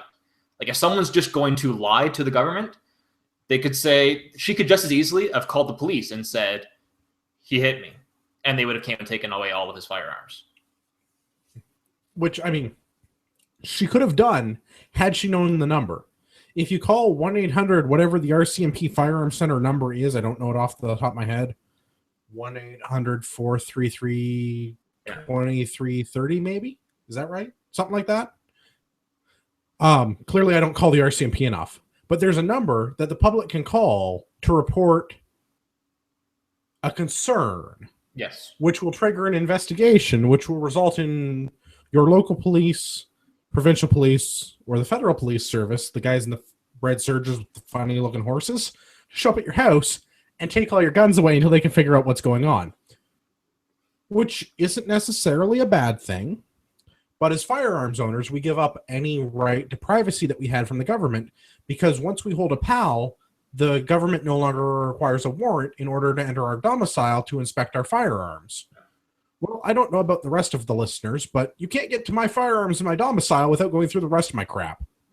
You have to walk through my whole domicile to get there. Now, here's something, and I'm not familiar with this, this specific situation where this happens, but what is the recourse as the individual? So they obviously they err on the side of caution. They're going to not renew his PAL and remove, or in this case, he's transferred his firearms away. What is his recourse, or what is the available channels to that individual to get this corrected? He's allowed to fight them in a provincial court, and if it doesn't go through, he's allowed to fight them in a superior court. Yeah. So you can go and spend tens of thousands of dollars on a lawyer to prove to the Crown that you're still reasonably qualified to possess firearms. Bearing in mind that you may not have actually done anything wrong or broken any laws. I understand what they're trying to do with the questions. I really do. I get what they're trying to do because they want to avoid mental health problems, right? They don't want to give crazy people guns. But since it's the guys in the red serge coats with the funny horses that are doing the interviews on the phone when you apply for a firearms license, they're police officers, and I would imagine the majority of them are, I don't know, trained investigators that deal with people for a living. So maybe they should be able to infer, based on your conversation, whether or not you sound like you're stable. Yeah. So and that's kind of where I'm going with this, is to me, them asking this question, them asking the ex-wife the question of, is this person reasonable and things like that. I understand that. And my issue comes in, in these situations of, spiteful ex, we need to have a reasonable way of resolving these and something that doesn't cost tens of thousands of dollars in legal expenses. Yeah. So is there anything else you want to talk about with getting a license before we go into the current laws that we have to abide by? Because honestly, this part just makes me mad because it's like the government's just interfering with things that they have very little business interfering in. No, I think that's it for the license. Okay, good. So you've got your guns. Your ex-wife didn't say you're a total dirtbag. Your current wife didn't say you're a total dirtbag. I'm assuming you're a man. It could be your ex-wife and you're a woman, or you could be a woman and it's your ex-husband, or whatever. I'm generalizing. I refuse to use the general pronouns of ze, they, and whatever the hell the other one is. Well, it depends on what you self-identify as at that point. Well, yeah, I'm using it in a general sense. Oh, there's a YouTube comment that says I hurt their feelings. Good. All right. So current laws. Let's do current laws. Let's talk about classifications. We talked about this. The classification has been around basically since 67, got redefined in 77, and it got changed a little bit recently with C19, or was it 19? C19? That doesn't sound right. Yeah, 19. C19. And some stuff that happened with some rifles just before C19 became a law. So there's basically three classes of firearms in this country, right? Yep. Prohibited, restricted, non-restricted. So we'll start with the prohibited first, because they all sort of, you need to know one to know the other. Because it's hard to start with non-restricted, because it's like everything that's not the other two. So that makes sense. We'll start with the most restrictive class, the prohibited. So there's different classes of restricted firearms, but for what we're doing, let's call them prohibited handguns and everything else. Prohibited everything else. Yeah, okay. So prohibited everything else includes named prohibiteds, fully automatic firearms, i.e. machine guns, converted automatic firearms, i.e. machine guns that have been made to only operate as semi-autos, and then the handguns. So let's deal with the handguns, because that's an easy topic. Everybody understands the concept of a handgun. It's a pistol. You put the magazine in the grip where you hold the gun. It's got a little barrel. It's got some sights on the top. It's got a trigger. Everybody understands what a handgun is. Yeah. So a prohibited handgun is a handgun with a barrel length of less than 105 millimeters or 4.1 inches. 105 millimeters and 4.1 inches is the same. It's just whether or not you speak English or American. Well, everything else, or Old English and American, whatever. Metric or imperial, right? So short-barreled pistols, anything under 4.1 inches, or a handgun that's designed to discharge 25 or 32 caliber ammunition, because, Yeah, that's the one that really gets me. So okay, so here's the deal with 25 and 32 caliber ammunition for the listeners that don't know what the deal is with that. There's a misconception that 25 caliber and 32 caliber revolvers are Saturday night specials, cheap, easy to conceal handguns, revolvers that are used to kill police officers. So what they've done is they've banned these particular handguns. Here's the rub. There are certain international, including Olympic sports, that use 32 caliber handguns. So there's actually an exemption to this law in a different part of the Firearms Act.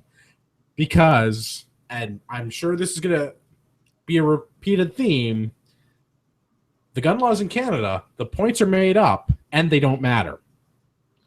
So yeah, and here's something that's always I've always been curious about on the 32 is, so if you're an Olympic shooter, you get this exception. What if you're an aspiring Olympic shooter? Do you at what point do you qualify for this? Okay, so that has a bunch of other applications, because the same exemption actually applies on magazine restriction for semi-automatic firearms. That there is a clause in the Firearms Act that if you're a competitive shooter, you could get an exemption to use normal capacity magazines, but it's not allowed. They just don't acknowledge that clause in the Firearms Act. Yeah. So I don't know. I would love to find out. Part of the other problem is the Olympics don't actually use those firearms anymore. They've all gone to air guns, or they've predominantly gone to air guns. Because there are so many countries that participate in the Olympics that have such strict handgun laws that nobody can actually use handguns. Biathlon is the same thing. That's why in biathlon now they shoot 22 caliber rifles instead of centerfire rifles, because more countries are allowed to participate that way, because so many countries have restrictive centerfire rifle laws that Olympic shooters can't train with them in their home country. Welcome to international firearms law. The points are made up and they don't really matter. All right, let's get the third and final point for prohibited handguns. There are exceptions stated in the regulations prescribing exclusions from certain definitions of the criminal code, international sporting competition handgun, which we kind of touched on, and most of them are, it's because of the 32 caliber thing. Yeah. So that's handguns. In practical sense, this means grandpas bring back World War II Luger, prohibited, 4-inch barrel. It's a no-go. When this law went into effect, it effectively turned prohibited 3/4 of handguns in civilian possession in Canada. The reason for this is 4 inches as opposed to 4.1 inches is a very, very common length to manufacture a handgun barrel at. So, say you're a World War II bring back Luger, or many, many revolvers made in the United States, or many, many semi-automatic handguns made in other parts of the world. The 4-inch thing is a kind of a big... If they would have made it 4 inches, they wouldn't have hardly prohibited any handguns. But by making it 4.1 inches, that extra 5 millimeters, damn, did they ever make an impact. All of a sudden, 3/4 of the handguns become prohibs. All right, so then the other thing with prohibiteds, you have rifles and shotguns that have been altered by sawing, cutting, or other means so that one of the following is true. The things that are true can be: the barrel is under 457 millimeters, or 18 inches, regardless of the overall length, or the overall length is under 660 millimeters, 26 inches. The firearm is capable of fully automatic fire, or is a converted automatic, which we've already discussed. The firearm is prescribed as prohibited by regulations prescribing certain firearms and other weapons, components, and parts of weapons, accessories, cartridge magazines, ammunition, and projectiles as prohibited or restricted. Jeez, that's a mouthful. This includes all versions, even the semi-automatic ones, of certain military weapons, such as the AK-47 and the FNFAL. There's a bunch of these. They're named prohibs, is what they are. So the FNFAL, or the C1, this is commonly known in the rest of the world as the right arm of the free world. This was the rifle that most NATO and UN countries used between roughly the mid to late 50s until the 80s when the AR became prevalent. It's a .308 caliber battle rifle. It's a full-size fighting rifle. So it replaced the guns after World War One. They replaced the guns after World War II until the introduction of modern intermediate semi-automatic, full automatic firearms in the M16 family of firearms. The FNFAL has been made by a dozen countries. Canadians used it for like 40 years, near about 40 years, as the primary infantry weapon in this country. They are not capable of full auto as a C1. The Canadian version of the FNFAL, the version that we gave our infantry troops, didn't fire full auto. But it was deemed too easy to convert to fully automatic, and as a result has been banned. Similarly, with the Warsaw Pact countries and the AK-47, it's been made by a dozen different nation states. It's a Russian design. The name comes from 1947. Don't ask me to pronounce the Russian. I'll mess it up. It's Atomov Mat Kolishnikov or whatever. Yeah, you're laughing at me. Whatever. I don't care. AK-47, right? Like, this has been used by Warsaw Pact countries for like 60 years. Like, this is an old frickin' rifle. It fires an intermediate cartridge at 7.62 by 39. It's piston driven. They're all prohib, regardless of how they actually work, because it's a scary looking rifle. It's not even that it's easy to convert. It's just too scary looking. Okay. Back off of my little tangent about how much I want an FNC-1 or an AK-47. Other prohibited rifles and shotguns. Firearms that are capable of discharging a dart or other object carrying an electric current. This includes things like tasers, or things that are referred to under the trade name of taser.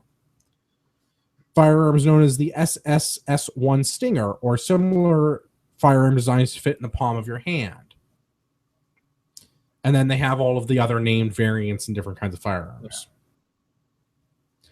Have I mentioned I really, really have like a hole in my heart that's shaped just like an FNC-1, and I really would love one? I think it's come up on a few shows already now. I would give a significant part of my very special and delicate anatomy to get a C1. They're ugly and they suck to shoot, but God, they're fun. Yeah, so I mean, obviously I've never shot one myself, but like everything I've heard about them is that the manual of arms on it is just terrible. Oh yeah, they're god awful bad guys, but. Right arm of the free world. The historic value of an L1A1 or a C1. Yeah, the history value of it.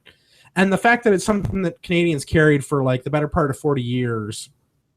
They're just cool. I mean, they suck to shoot, but they're really cool. Yeah. Somewhere out there is an angry old veteran that will write me hate mail. I'm fine with that. If you have a C1, let's figure out a way to get it into a range. All right, so then let's deal with the restricted class. So this is the stuff. Oh, actually, side note. If you want a prohibited, and you're like me, you're under, I don't know, 40-something, 45, 50, somewhere around there. If you didn't already have prohibited firearms in your name by 1995, there is no way you're getting one. And probably if you didn't have them when it was 1977 and they put it in the whole prohib converted autos thing, you're definitely not getting one. So if you're me, there's no way you're getting a prohibited firearm. It's not going to happen. I cannot own a machine gun in this country because I'm too young. Can you inherit? Say again? Inheritance? Does that work for 12s? I believe that only works for 12.6 handguns. Don't quote me on it. I'm not a lawyer. This is not legal advice. Do your own research. I don't think you can inherit other classes of prohibs. I could be wrong. I don't have anybody I can inherit a full auto. Same here. It's not something I've looked into. I mean, you hear about guys inheriting Grandpa's Luger that's not been rebarreled. Yeah, I know that there is an exemption for 12.6 handguns specifically because of war bringbacks, because it's considered like a family heirloom and stuff, and they want to be able to, or the government's not willing to argue with that many Canadians about Grandpa's gun. But I don't know how much it applies to other 12X class firearms, full autos, converted autos, etc. If somebody knows, let me know. That'd be cool to find out about. I'm too young to get one. There's no way I'm getting a machine gun in this country. It's never going to happen. Yeah. I'm still pretty sad about it, though. Restricted handgun, or restricted firearms. So typically this means a handgun, which we know have been registered in this country since 1934. All restricteds must be registered. We already talked about that. So what's a restricted?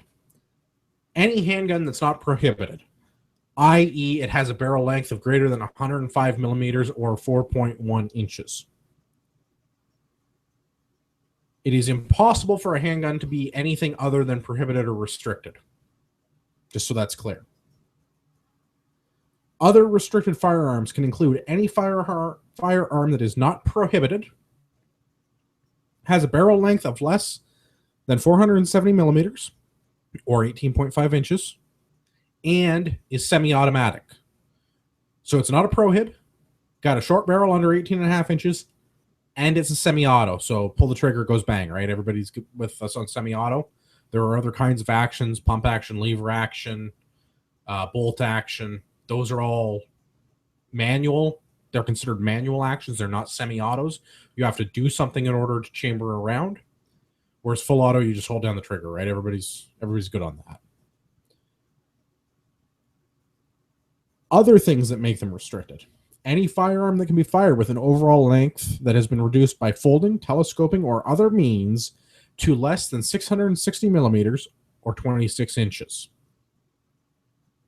Firearms prescribed is restricted by regulations prescribing certain firearms and other weapons, components, parts, and accessories, cartridge magazines, ammunitions, projectiles as prohibited or restricted. That's that other fun piece of law again. Any firearm design commonly known as the High Standard Model 10, Series A shotgun, the High Standard Model 10, Series B shotgun, any variants or modified versions of them. The firearm commonly known as the M16 rifle, any variant or modified version thereof, including the Colt AR-15, AR-15 SPI, Sport or collapsible stock model, A2, A2 carbine, A2 government model, A2 government model target rifle, A2 government model carbine, A2 Sporter, A2 H-bar, A2 Delta H-bar, A2 Delta H-bar match, 9mm carbine, Armalite AR-15, AAI, M15, AP-74, AEC JP-15, AEC J-15, PWA Commando, SGW XM-15A, SGW CAR AR, SWD AR-15, and any 22 caliber rimfire variant, including Mitchell M16A122, Mitchell M1622, Mitchell CAR 1522, and AP-74 auto rifle. What does all that mean in practical terms? AR-15s and their variants are restricted by name. Doesn't matter who made it. Doesn't matter what size it is. Doesn't matter what caliber of ammunition it shoots. AR-15s and their variants are restricted by name. Cool? All right. Yeah, I think I would have just said refer to the show notes, but... Well, this is what I mean. Like, this is actually codified in law. Those specific... All AR-15s, including all of these specific examples, because our gun laws just don't make sense. They don't make sense. So, anything that's an AR-15, commonly known as an M16, or variant thereof. Also, those weird high-standard shotguns, because somebody said so. Then there's all the other ordering counts stuff that makes other fun stuff restricted. So what's a non-restricted? Anything that's left, which ain't much. Any other rifle or shotgun not referred to above. So anything that's not already restricted or prohibited, or a handgun, is a rifle or shotgun. So as long as it has that minimum barrel length, the minimum overall length, and is not a semi-automatic, it is non-restricted. But there are also non-restricted semi-automatic centerfire rifle and shotguns. So those are things like the Robinson Arms XCR. So should I be asking you, what is the difference? I would love to explain the difference. There isn't one. In practical sense, there is not. Well, there must be, because one is restricted and one is non-restricted. So the anti-gun side of the argument, people that passed this legislation in 1995 have this wonderful argument that firearms laws were supposed to be updated as this technology changed. Allow me to translate that into English for everyone.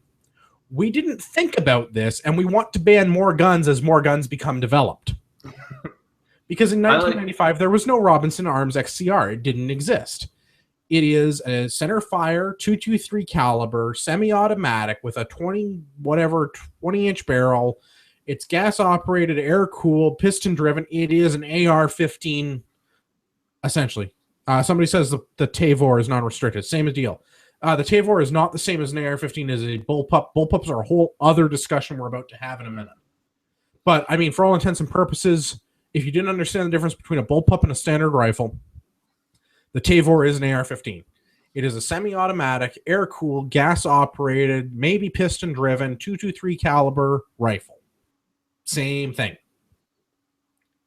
So the way that they came up with this law in 1995 is somebody, I can name names if we want, there was a group of people that went through a copy of Guns and Ammo and literally circled the scary-looking guns.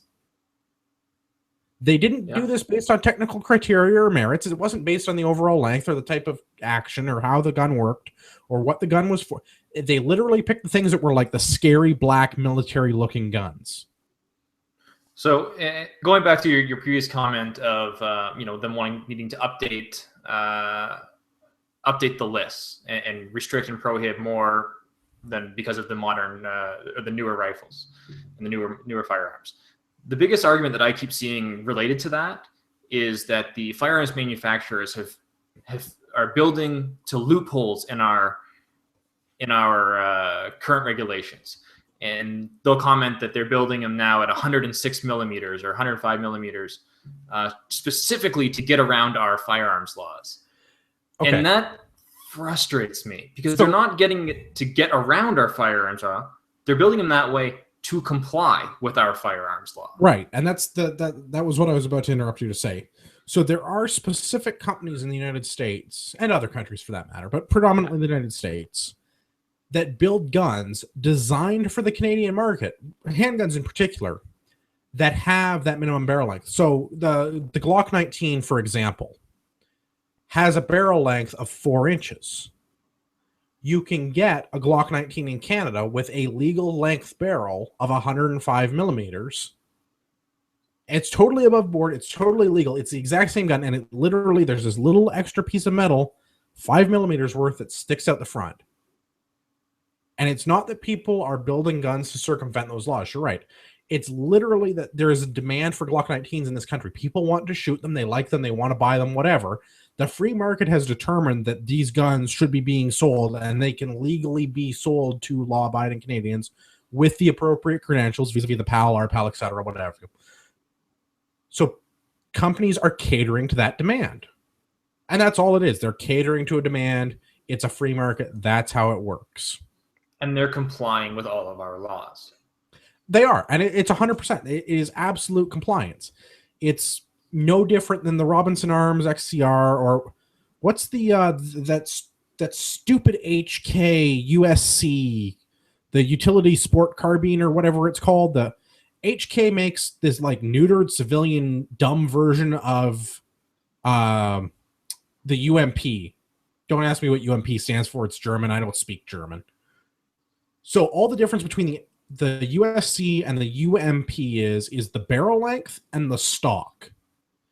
The stocks are interchangeable, and for that matter, so are the barrels. So there are companies in Canada that make conversions that all they do is they take a restricted HK-USC and put a longer barrel on it and the accurate stock to make it look like a UMP. And that's all they do, and that makes it non-restricted. It's the exact same gun with a longer barrel. Yep. And like again, it's the free market. There's a demand to have that because people want the UMP because it looks super cool, man. And it's safer that way. Yeah, that 5 millimeter on the end of your pistol, of your Glock barrel, that makes it safer. Well, okay. So, again, for the people that are listening that are not in the know, because I hope we're reaching non-firearms owners with this. Actually, I know there's at least one non-firearms owner that's listening. So, no, I'm not thinking about the G36. There's a comment in YouTube. It's not the G36 that I'm talking about. That's a battle rifle or whatever. An assault rifle, I guess. It's an intermediate caliber rifle. I'm talking about a submachine gun, the HK UMP USC series of firearms. They're I want to say chambered in 45 ACP. They might be chambered in other things too. I know they come in 45. I looked at one. They're way too much money for what I can afford. I'll stick to ARs and just play with restricteds. I had a point. I was going somewhere. I totally lost it. 5mm extra barrel length makes the gun safe. Right, because the whole point of the way the laws was written with the 105 is concealability. You're supposed to not be able to easily conceal this because nobody's supposed to carry a gun for self-defense, right? So you're not supposed to stick the gun in your waistband and like carry it like without a holster and stuff like your homies at Jane and Finch for personal protection. You're supposed to like be a good victim and call the police, what have you, right? So the idea is that these guns are not supposed to be easily concealable. So that like the argument is that 5mm is what makes a difference.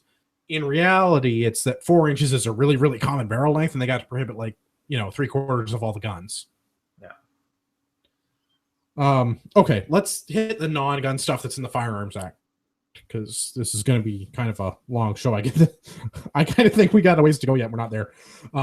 Prohibited devices are covered in the Firearms Act. Prohibited devices include things like replica firearms. I don't even understand how that's a... Anyway, suppressors. The thing that makes the gun hearing safe, so it gets the sound down to a reasonable level that you won't blow out an eardrum. Handgun barrels, not handguns, handgun barrels of less than 105mm. So we're talking about the Glock 19 a minute ago, right? So it's legal to possess a Glock 19 in Canada with an RPAL that's registered and all that. You followed all the rules. You can have a Glock 19 with a 105mm barrel, but you're not allowed to possess the original factory barrel, or it's a felony with like a 5-year mandatory minimum. Electrical or mechanical devices designed or adapted to render trigger mechanisms of a semi-automatic firearm to discharge in fully automatic mode. So this covers things like bump fire stocks, or slide fire, I think is the manufacturer's name, or certain other trigger enhancements to allow the gun to fire in a fully automatic fashion. Whether it's really fully automatic or not is up for debate, but they're prohibited. Can't have them. They're too unsafe for you Canadians. Yeah. And then this was brought up a minute ago in the chat. Bullpup rifle or shotgun stock kits. So we get into this weird state again where it's legal to possess a Tavor, whatever. I don't speak Israeli. I'm sure that's not their language. I don't, whatever you. You can buy a Tavor. It's perfectly legitimate. But you can't get a bullpup stock kit for another firearm that doesn't come that way from the factory. So like a Ruger Mini 14 or a Ruger 1022, or who else makes a bullpup kit? The M305, the M14. The bullpup stock kit to convert a standard rifle to a bullpup is a prohibited device and carries a mandatory minimum. Then we have fun things like prohibited ammunition. So some of my favorites. Handgun ammunition designed to penetrate body armor. This goes back, I think we've talked about this on the show before. If not, I'm making this up. But Teflon-coated cop killer bullets. You're not allowed to have those because they penetrate body armor. I got bad news. Yeah, go ahead. Even I hadn't heard of that. Yeah. Where did this one come from? The Teflon-coated bullets. Oh, this was a thing in the 80s that cops were getting shot because they had level 2 soft armor, and they were getting shot with cop killer bullets, and they were Teflon-coated. And that was like, the media was portraying the Teflon coating as the thing that like made them cut through like Kevlar soft vests. It's not. It adds lubricity to the barrel, and you have to clean less. But far be it from me to tell the media how to like report on gun stuff. It's not like I know about what I'm talking about. So as a result of this, everybody was scared of these cop killer bullets in the 80s. So they prohibited the possession of them in Canada because they might defeat body armor. Well, I got bad news. Any rifle round will defeat soft body armor. So prohibiting a handgun bullet ain't going to do much. It's not like the criminals are going to the gun store to buy their ammo anyway. Because if you buy ammo in this country, you have to have a valid PAL. And if you're a criminal, you can't get a PAL. But, Oh, things that make me angry. Other prohibited ammunition includes incendiary or explosive ammunition designed for use or in conjunction with a magazine that does not exceed 15 millimeters in diameter. I have no idea what they were trying to prohibit, but I really want to get a hold of some because it sounds like fun. Yeah, it sounds super fun. Whatever that is. Super fun. I don't know what it is, but I'm pretty sure I want one. And flechette rounds. So a flechette round is typically used in a smoothbore firearm like a shotgun, and they're basically little darts. So it's like a whole little bundle of little darts that come shooting out. I'm pretty sure they're against the Geneva Convention. I think that the U.S. might have used them in Vietnam briefly. Don't quote me on this. It's not legal advice. I'm not a historian. I think the U.S. military used these at one point. I'm pretty sure they're prohibited under the Geneva Convention. Not that that applies to civilians because it's for war zones, but you can't have them in Canada because, you know, flechettes. I don't know. Okay, let's talk about magazine capacity because my blood pressure's not high enough and I'm running out of beer. Magazine capacity in Canada. The rules are made up and the points don't matter. So the first part is any semi-automatic centerfire long gun is limited to 5 rounds. A magazine designed for a centerfire.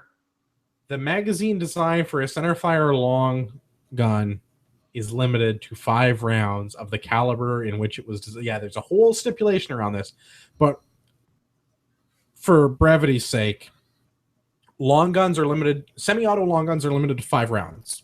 Yeah. Any handgun is limited to 10 rounds. This includes semi-automatic handguns or revolvers.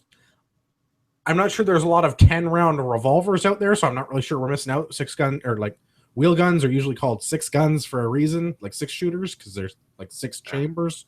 You put 6 bullets in them. You occasionally get bigger ones with 8s. I've seen some 22 revolvers with 10. That's about it. Yeah, so you might get the odd. So rimfire handguns are also subject to this law. Although centerfire rifles are treated different, or rimfire rifles are treated differently than centerfire rifles, rimfire handguns are treated the same way as centerfire handguns. So it doesn't matter what a handgun shoots, your limit is 10. Which is actually my next point. There is no limit of magazine capacity for semi-automatic rimfire or manually operated rifles and shotguns, regardless of whether they're centerfire or rimfire. So if you have a semi-automatic 22 AR-15, you can have as big of a magazine as you can afford to put the bullets in. If you have a centerfire 223 caliber AR-15, you're limited to 5 rounds in the magazine for which was designed in that firearm. If you have a semi-automatic shotgun, you're limited to 5 shells. If you have a pump-action shotgun, there's a practical limit for how long of a magazine extension you can put on that, but it's basically as many as you want. There is no legal maximum on pump actions, right? Same is true with rifles. And then we get into all the fun exceptions because the rules are made up and the points don't matter. So the M1 Garand, for example, I'm just picking one example, has an 8-round N-block clip that goes into an internal magazine. There's an important distinction between clips and magazines. An N-block clip is what goes into Garand. It holds the rounds together while you put it into the rifle's magazine. Magazines are different than clips. Clips are different than magazines. One can go into the other, but not vice versa. Please learn the difference. So there's all these exceptions for guns that have particular types of magazines, like the M1, where they hold maybe more than is allowed by law, but you know what? It's not a big deal. We're going to let people get away with it, and there's hunting rules that you have to abide by if you're hunting and whatever. Right? Because if you're hunting, you have to, semi-automatics? Any firearm is only limited to 3 rounds? Any firearm, yeah. So if you're hunting, it doesn't matter. You can only do 3 rounds, so you can only do 3 rounds. Like, it is what it is.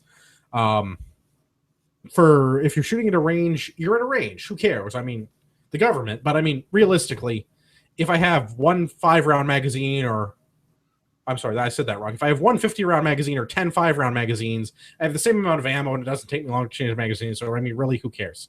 The government. But in reality, that's all the difference is, right? You could have an entire show about the ridiculousness of the magazine laws. Yeah, I mean, it is almost a show topic unto itself. So, actually, let's talk briefly about the ridiculousness of the magazine laws. I have examples for the people watching on YouTube. This is a 30-round PMag. It is pinned to 5 rounds because I'm a legal, law-abiding gun owner. So it was originally designed to hold 30 rounds. I can only put 5 in it. It works in an AR-15. I also have this wee little short magazine that holds 10 rounds. It also fits in an AR-15, but it's designed for a pistol.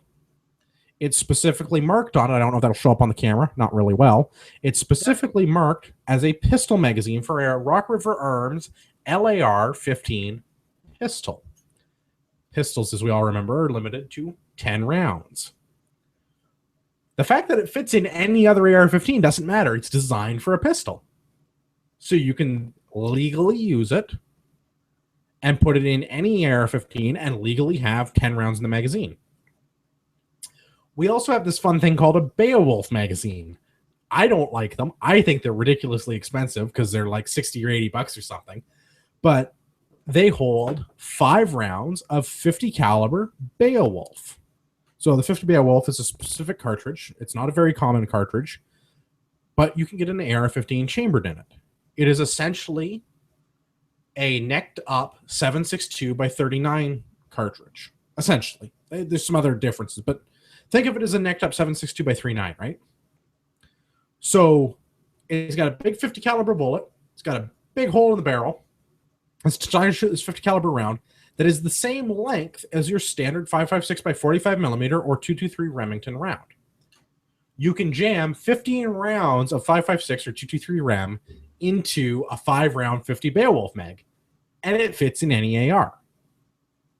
These are not loopholes. This is the way the law was written. The legal, law-abiding firearms owners just happen to read the law, and despite what the CBC may post on a regular basis, because they're bringing this article up again for some reason, that we found a loophole around the gun laws, and we've somehow managed to find a way to triple the magazine capacity of our semi-automatic rifles, all we're doing is following the law. The fact that I can put 15 rounds of 223 in a 50 Beowulf magazine, and the fact that a 50 Beowulf magazine fits in a standard AR-15, that's all legal. I can do it all day, and nobody can do anything about it for now, till they change the law. And that's what they have to do. Yeah, and on that point, like, I think it's worth mentioning that the law was written that way with a very specific reason. It's very difficult for the police to police intent. So they have to write the law in such a way that it's objective. So the magazine itself is the prohibited or not prohibited device, not in how you use it. That's so right. They can't, for example, make the law saying you can't have, a magazine capable of holding more than 5 rounds in whatever rifle you have, because if you have a 50 Beowulf AR, you need to have that mag, and you can't just say to the police officer, well, I'll never use it with the 223, so therefore I'm legal. They have to make it in such a way that it's objective for the police to say, this is prohibited, this is not. And so it's done by the mag.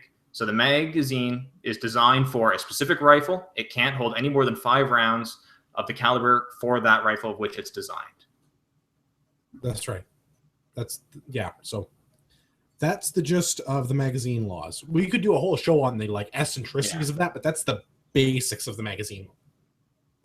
And then I think we have to comment on the fact that it's an aluminum rivet. Oh, yeah, this is a joke. This for the people watching on YouTube, I'm holding this up to the camera.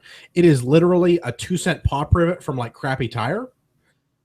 I can take this magazine, go to the US, pop that rivet out with a drill, shoot a match in the US, which I'm legal to do with a full-size 30 caliber magazine, depending upon the state and jurisdiction in which I am shooting a match, take my riveter with me, put my 2-cent rivet, a new 2-cent rivet in, and drive back across the border and be 100% legal the entire time.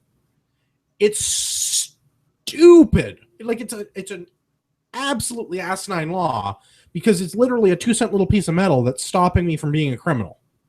And what's the charge for a prohibited magazine? It's either 3 or 5 years. I don't recall which.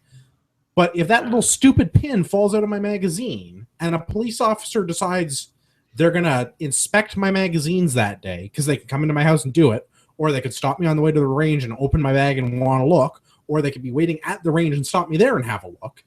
Doesn't really matter where they find me. If they find that stupid little piece of metal's broken somehow, 5-year mandatory minimum. go gun laws. Yeah, especially considering, presumably the intent of the law is to, to stop or for these pseudo mass shootings or whatever, to prevent them from being able to have the full capacity. But if a person is going to break the law of, let's say, murder, the law of removing the pop rivet is not going to make any difference. No, but it's double plus illegal. Yeah. If you're going to make poor choices with a firearm and commit murder or what have you, some other, a capital offense, something that carries a felony charge with it, I strongly doubt that a 5-year mandatory sentence on a firearms prohibited device charge is going to make much of a difference when you're already talking about a life sentence. But yeah, that's the law. So that little 2-cent piece of metal keeps everybody safe or something. Let's talk about storage. Storage also drives me nuts. Storage is a whole made-up thing that nobody really understands because of the safe storage laws that have been enacted in the last, call it 25 years or so.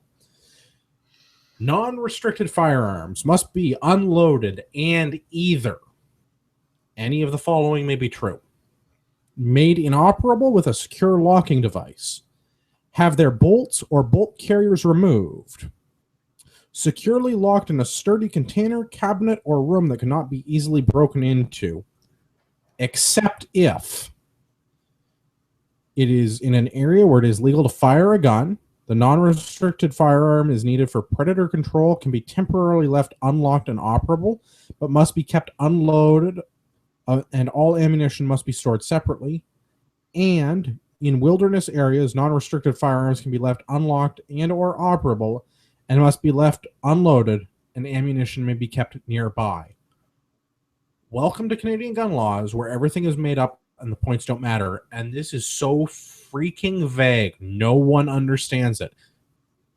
Sean Bevins has been on the show before and held up the book of annotated firearms laws. There are chapters on this section.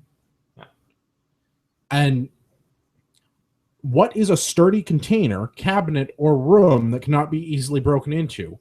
There have been cases. I can reference a specific case in Toronto where a homeowner, a firearms owner, went on vacation and somebody brought in heavy equipment to bore through a concrete rebar-enforced wall to get to his firearms, and he was subsequently charged with unsafe storage.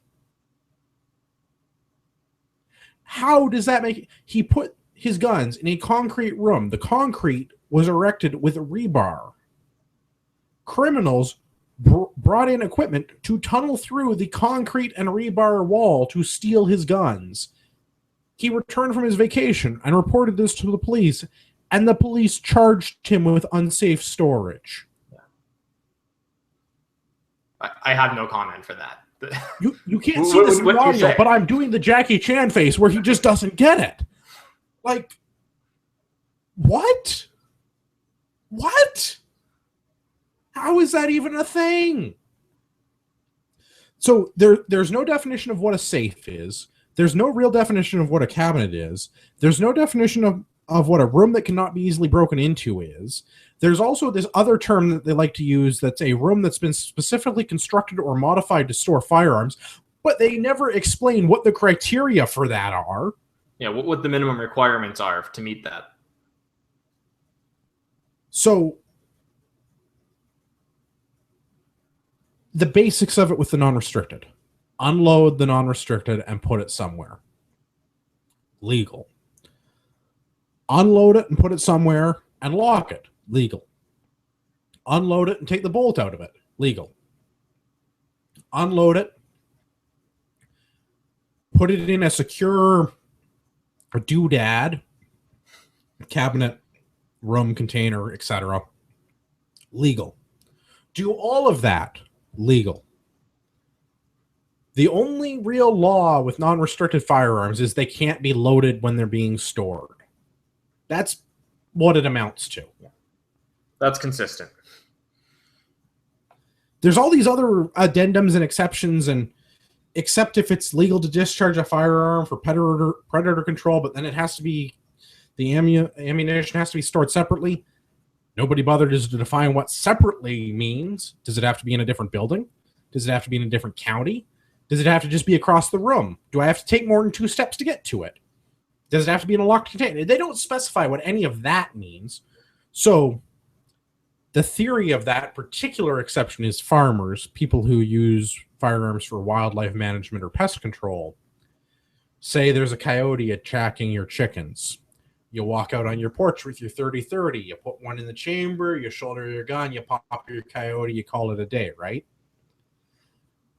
Where was the ammo? It's not allowed to be in the gun. It's not allowed to be on the side saddle, like on the gun. So it can't be in the magazine, can't be in the chamber, can't be on the gun. Even if it's not in the gun, can't be on the gun, can't be with the gun. Has to be separate. Nobody bothers to define what separate is. Do I have to walk to a different room? Do I have to walk across my kitchen? Can I keep my gun on the porch and my gun inside the door, or like my ammo inside the door? Is that separate? Like, they don't define any of that. And then there's the whole wilderness areas thing. So if you're in a wilderness area, also an undefined term, you can use an unrestricted firearm for predator control. This is typically something you do in like bear country, right? Like if you're mining or prospecting or you're up north planting trees or what have you. The firearm can be left unloaded and the ammunition can be kept nearby. Not the ammunition can be kept within 5 feet. Not the ammunition can be kept within 50 feet. Not the ammunition can be in the same tent as. The ammunition could be nearby. And again, I'm confused about our firearms laws. So for the average Joe, if you're not a farmer, prospector, northern tree planter kind of a character, we'll put the gun somewhere, put the ammo somewhere else. Hopefully it's far enough away. Ideally, lock it up. It doesn't. Put it in put it in your closet with a trigger lock. That's legal. Put it in a gun cabinet from Crappy Tire. That's legal. Take the bolt out of it and put the bolt in a different room. Hopefully that's legal. Again, this isn't legal advice. I'm not a lawyer. You're listening to this show for entertainment. The points are made up and they don't really matter. I think the point to take away here is the laws are vague. Understand what they are, and store it in such a way that you feel comfortable that you're complying with these laws, and comfortable that a police officer or whoever that may potentially be called is going to look at that and say, yes, you have reasonably complied to these laws. Yeah, unless they're in one of those municipalities that likes to lay charges and let it go to court anyway. But I digress. Yep. Let's deal with restricted firearms. I've run out of beer and my blood pressure is up. So, restricted firearms must be unloaded and either made inoperable with a secure locking device and securely locked in a sturdy container, cabinet, or room that cannot be easily broken into, or locked in a vault, safe, or room that was built or adapted for storing these type of firearms. New point. For automatic firearms, the bolt carrier must be removed, if removable, and stored in a separate locked room that cannot be easily broken into. Okay. Let's not worry too much about full autos. The people that have had full autos have had them for 30 years. They know what not to do to get arrested. Yeah. Let's deal with handguns and AR-15s, restricted firearms. That's typically what you're going to have is handguns and AR-15s. Those are your common restricteds, right? Yeah. So, made inoperable with a secure locking device and securely locked in a container, cabinet, or room that cannot be easily broken into. So put a trigger lock, cable lock, whatever, chamber lock. My AR-15s have mag block locks in them. Doesn't matter. Put a lock on it. You cannot shoot it with a lock on it. It does not work. Then put it in a sturdy receptacle within whatever you think that means, because nobody defined it. Yeah. So double locked, basically. Double locked, basically. Whether that's a hard plastic case, I suppose you can make the argument for a soft-sided case. An actual safe. Remember, safes aren't actually defined, but something you go to the store and is like rated as a safe that has like fire protection. That's typically the difference. What you see at like Crappy Tire with your stack-on safe between like a stack-on gun cabinet and a stack-on safe. The safe is fire rated. That's the safe has drywall on the inside. Yeah, that's typically all that means. And it might be compliant with California Penal Code, something, that, because they have to put that on the box on all of them. I don't know why. Something to do with being legal in California. Who cares? We're not in California. So put it in your container or your room that's been specifically constructed or modified to store firearms of these type. Whatever that means.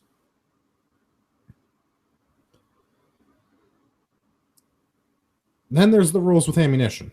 The only rule with ammunition that matters is it must be kept in a location where it is not available for loading the firearm unless both the firearm and ammunition are securely locked up. I'm not an English major, but I took a couple of years in English in high school, and I took a couple of more in college. The way that I read the clause in the Firearms Act, that means that you have two choices. You can either put the firearm somewhere and the ammo somewhere else, or you can securely lock the firearm and ammunition in the same receptacle, cabinet, safe, secure room, etc., undefined things in the Firearms Act. The way that you could interpret this rule, I'm not saying that you should interpret it this way, but the way that you could interpret this rule, you could take a loaded magazine for your Glock and your Glock and put them both in your gun safe. Your Glock has a trigger lock. You lock the door on your gun safe. In theory, that should be legal. Also, if you put your ammo in your gun room, whatever, your garage or wherever you keep your ammunition, and you put your trigger locked Glock in your gun cabinet, receptacle, safe room that's specifically been modified, yada, yada, yada, that should also be legal. Whether or not you would go to jail if the police inspected that is totally up to whether or not they want to lay charges and how ambitious the Crown prosecutor is. Yeah. One thing we discussed what a vault or a safe and that is, but there is a slight difference in terms of needing a trigger lock or not on the restricteds. Right. Okay. Yeah. So for clarity's sake, it must be unloaded and either made inoperable with a secure locking device and securely locked in a sturdy container, cabinet, or room that is not easily broken into, or, this is the or, and this is, again, how you read English, because the laws are vague, and if you're not a lawyer and you're not an English major, it may not make 1,000% sense, because it doesn't, because it's firearms law in Canada. It's made up and the points don't matter. It must be unloaded and locked in a vault safe room, or a vault safe or room specifically built or adapted to storing the firearms. So you could theoretically put it in a safe, just put it in a safe, and that would be legal. Yeah. So double locked if it's in a container or a cabinet or a room, or single locked in a vault safe or other type of room. Right. None of which is defined. And when we get to transportation in a minute, here's why my personal thing is just put a trigger lock on all your restricteds all the time. Yeah. You need it to transport them. You can't you can't transport a non-double locked restricted. So let's go into transportation now that we've covered off ammunition and everything else. Yeah. So for transportation, firearms left unattended in a vehicle must be locked in the trunk or similar lockable compartment, whatever that means. If the vehicle does not have a trunk compartment, the firearm must be placed out of sight inside the vehicle. The vehicle must be locked. Same applies to the replica firearms. Put it in the trunk or put it out of sight in, I guess this is if you have a pickup truck, throw it in the back seat or throw it behind your driver's seat, whatever, and put a blanket over it so you can't see that it's a gun case, I guess. The law is super duper vague in this because they just enables the government to lay charges against you that you then have to go and fight because you were trying to follow the law, but the law is poorly worded. So now you get to go and spend money to defend yourself against a Crown prosecutor. For non-restricted firearms, they must be transported, unloaded. There is an exception to that. That is the only rule for non-restricted firearms. They must be unloaded. Anything else is up to you, whatever you want to do. If you want to put it in a case, that's cool. If you want to lock it, that's cool. If you want to put it locked in a locked case, that's cool. But the only thing you have to do for a non-restricted firearm is unload it. Except there is an exception for when you're moving muzzle loading rifles between hunting sites. There's some other stuff you have to do, like remove the percussion cap, but you can leave the rifle loaded. Cool. Restricted and prohibited firearms. And by that, I mean restricted firearms and prohibited handguns because you can't move other prohibited firearms. There's an exception to that. We're not going to talk about it. Imagine you can only move 12.6 handguns or restricted firearms. They must be unloaded, made inoperable with a secure locking device, and locked in a sturdy container. There's some other stuff with prohibiteds. We're not going to talk about it. People with prohibiteds had them 30 years. They know what they're doing. You can't take them to the range anyway. So what does this mean for your handguns or your AR-15, your other restricted rifles? Basically, handguns and AR-15s. That's restricted, right? Yeah. They have to be locked. They have to be in a locked container. They have to be in a locked vehicle, ideally in the trunk. But they have to be in a locked vehicle. What is a sturdy container, much like a safe or a vault, is not defined in the Firearms Act. So does this mean a hard plastic Plano case? You might argue that. Does it mean... What's the name of the case that are like water resistant? It's not Penguin, it's... Huh? Pelican. Pelican, that's right. It's not... Yeah, Pelican, not Penguin. That, you could argue. Could you argue that it's a soft-sided case? Maybe. It says sturdy. It doesn't define what sturdy is. The rule of thumb that I generally use is if you can't open it with your bare hands, it's probably sturdy. Again, this is what I'm comfortable with. You might be different. I work in an industry where we see firearms get transported on a fairly regular basis. I see a number of firearms that I could walk over to and pop the case open with my bare hands and take the firearm out, and the rest of the package can continue along on its merry adventure. I'll have a gun, and somebody will get a box labeled with their address and stuff on it. But what I use to transport my guns to the range is not the same as what I would use to ship them in. So bear in mind that this isn't really defined, and it's sort of what you're comfortable with.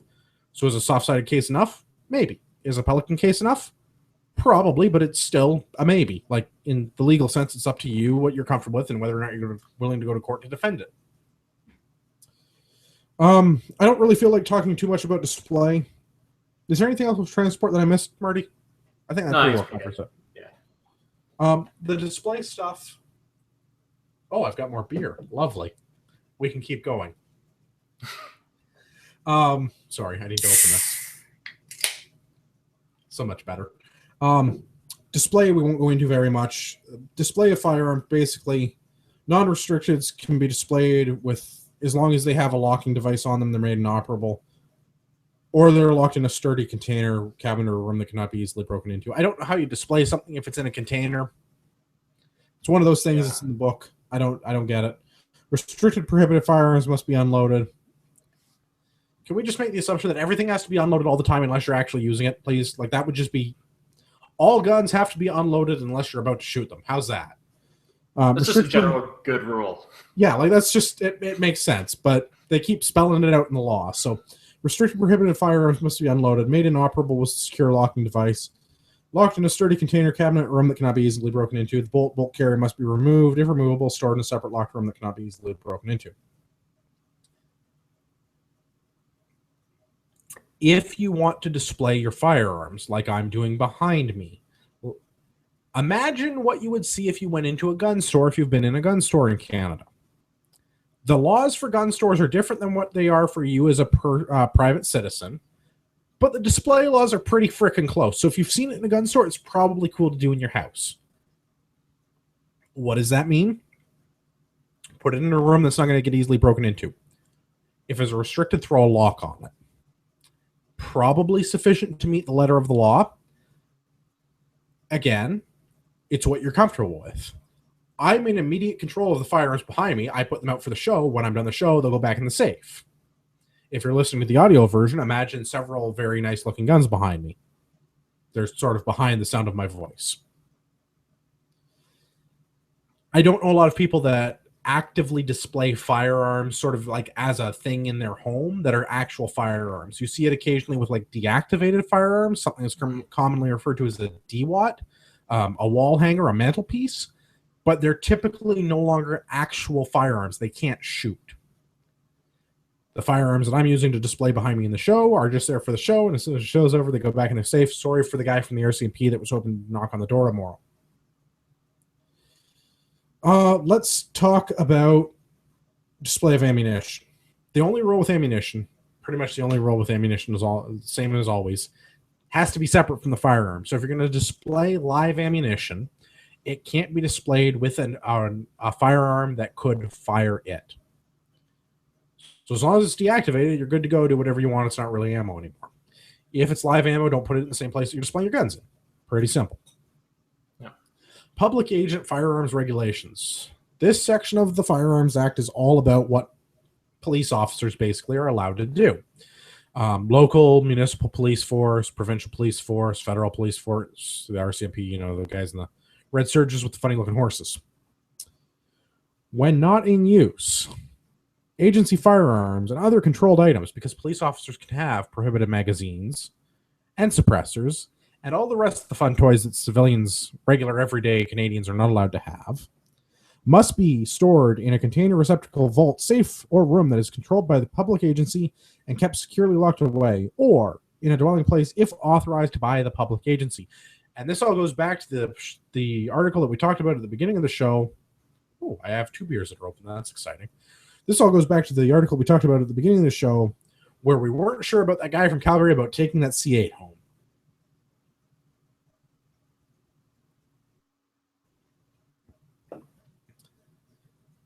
Is there any other comments that you have about public agency stuff, Marty? Because I know this one's a little bit weird. No, I know nothing about the public agent side, so. Cool. Basically, if you're a cop, you don't need a firearms license. You may be authorized to carry a duty firearm, typically a handgun, possibly a rifle or a shotgun. Yeah. Depending on your specific agency, you may or may not be allowed to take it with you off duty. You may only be allowed to take it home. You may be allowed to carry it off duty. It all depends on your agency. If you're in law enforcement in this country in one capacity or another, you will know what your agency allows you or does not allow you to do, because it is likely a chargeable offense within the policing, whatever the Police Powers Act, the Police Law Enforcement Act, whatever the name of that law is. It's likely a chargeable offense in your service if you do something dumb with a gun. Yeah, I tried looking this up, and I was, other than it's varied by each department, I wasn't able to find any sort of broad rules behind these things. It seems to be up to your individual region. It is, because the agents of the state are above the laws that they enforce upon the populace for some exciting reason. I guess that little piece of tin that looks like a star must be worth something. Let's talk about current registration, because there was a bunch of stuff changed in 2012, and Quebec had a fit about it, and there was an injunction about the Quebec part, and we've touched on this sort of briefly already. The way that registration currently works in this country: handguns, restricted firearms, and prohibited firearms must all be registered. You'll know you have a restricted firearm if you're a legal firearms owner, because when you went to go buy it from a gun store or from another gun owner, you had to call the RCMP and the Canadian Firearms Program in Miramichi and do a transfer of ownership. And then you weren't allowed to get your new gun until you got a letter that came in the mail saying that you owned the new gun, which is interesting because that means that the guy that actually has the gun must no longer own it. So is he actually allowed to own the gun at that point is a whole other interesting topic. Because he's in possession of a firearm that he doesn't own anymore? That is no longer registered to him. That's correct. So there's that whole interesting little legality. Whoops, we forgot to include this part because we didn't think the process through very good. Non-restricted firearms. So that is everything that is typically a hunting rifle or shotgun or does not fall into the category of a restricted or prohibited firearm. Definitely not a pistol or a full auto. Those are all something for sure. They no longer need to be registered as of April of 2012. Except in Quebec, there was a period of time where that was not true. They may still need to have been registered. Maybe not. My understanding is now, even in Quebec, they no longer need to be registered. Yeah, that's a Sean Bevins question. Well, Yeah, I am relatively confident that they no longer need to be registered. I'm also relatively confident that the Quebec Federal Assembly, I think is what they call themselves in English, is trying to bring back the long gun registry in Quebec because they don't understand that firearms controls are a federal and not a provincial issue. But it's Quebec, that's not news. Yeah. All right. So this is getting on to be a long show. Good news, we have very little rapid fire. If you'd like to email the show, you can send us an email, feedback@canadianpatriotpodcast.com, or you can drop us a note through the website, canadianpatriotpodcast.com/feedback. We're also open to YouTube or iTunes feedback. I still don't know if you can leave Stitcher feedback. I don't really care if you can leave Stitcher feedback. We also do Facebook feedback. There's been nothing this week. I'm not sure if that's a blessing or a curse. We do have live listener commentary on the YouTube live channel right now. We're live every Monday night, 9 o'clock Eastern time until I run out of beer or we get tired. Our big contributor this evening is Libertarian Party candidate James Walper. Apparently he's getting the kids tucked into bed, but is watching the show in the background, and he's been kind enough to comment a little bit as we've been going. I would just read a couple of those out quick. We want to thank James for listening, everybody else on YouTube, all 6 of you. We know that these laws are left vague and open to the government to choose what to do with you. Scary, huh? And it is, because they're vague. It's stupid, and you have to go to court to fight it, and that's expensive. And I like Solomon Friedman. He's a good guy, but I don't want to pay him. Yeah. No joke. Professional victims have the power to hurt firearms owner, even if there's nothing going wrong. The realm of social justice warriors and socialism is upon us. This is in reference to the ex-spouse reference on your firearms thing. Application. Spite. That's the yes. Is there anything else? We've got a heart with an arrow through it from Adam Bremer. Bremer. Also, James owns a Tavor, which is non-restricted and is basically the same as the AR-15. We sort of touched on that already. He says the reason he went with the Tavor is because of the non-restricted status. He was about to buy a Daniel Defense Mark IV, that might be a Daniel Defense M4 for half the price, but he didn't like the laws. And I understand that, but not liking the laws isn't a reason to buy. Is not a sufficient reason in my mind not to buy an AR-15. Yeah. The vast majority of the gun-owning Canadians, at least in my experience, and this is anecdotal, it may be completely wrong. There's 3 million of them. I've only met a couple thousand. Maybe it can't be 10,000. I don't know that many people. I might have met 10,000 gun owners. Maybe. But not being able to shoot an AR-15 in the bush or go hunting with it is not a sufficient reason to not own an AR-15, in my opinion. Which is a whole thing we'll talk about next week. So this is like the great little segue. Tuning in next week where we talk all about AR-15s. If you have an RPAL, if you don't have an RPAL and you have a PAL, you're wrong. Fix yourself. Get an RPAL. If you have an RPAL and you don't own an AR-15, you're wrong. Fix yourself. Get an AR-15. If nothing else, with the current political climate, if the current governing party, that is the Trudeau Liberals, end up doing another reclassification and making AR-15s restricted, you'll be grandfathered. Point in your favor. You'll get to keep the gun. You'll get to shoot the gun. And if I get my way and get to go to court over it, I'll get prohibited status and be able to buy a frickin' machine gun. Because the whole not being alive when the law went into effect, in my opinion, to not get a machine gun is asinine. It's not my fault I wasn't alive in 77 to own a converted full auto or a full auto. The fact that other people can still own them is ageist, I guess. I don't know. I'm going to adopt the leftist ideology and have an ism for it. Yeah. Because I want a bloody C1. And like I said, I give an important and delicate part of a piece of my anatomy in order to get an FNC1.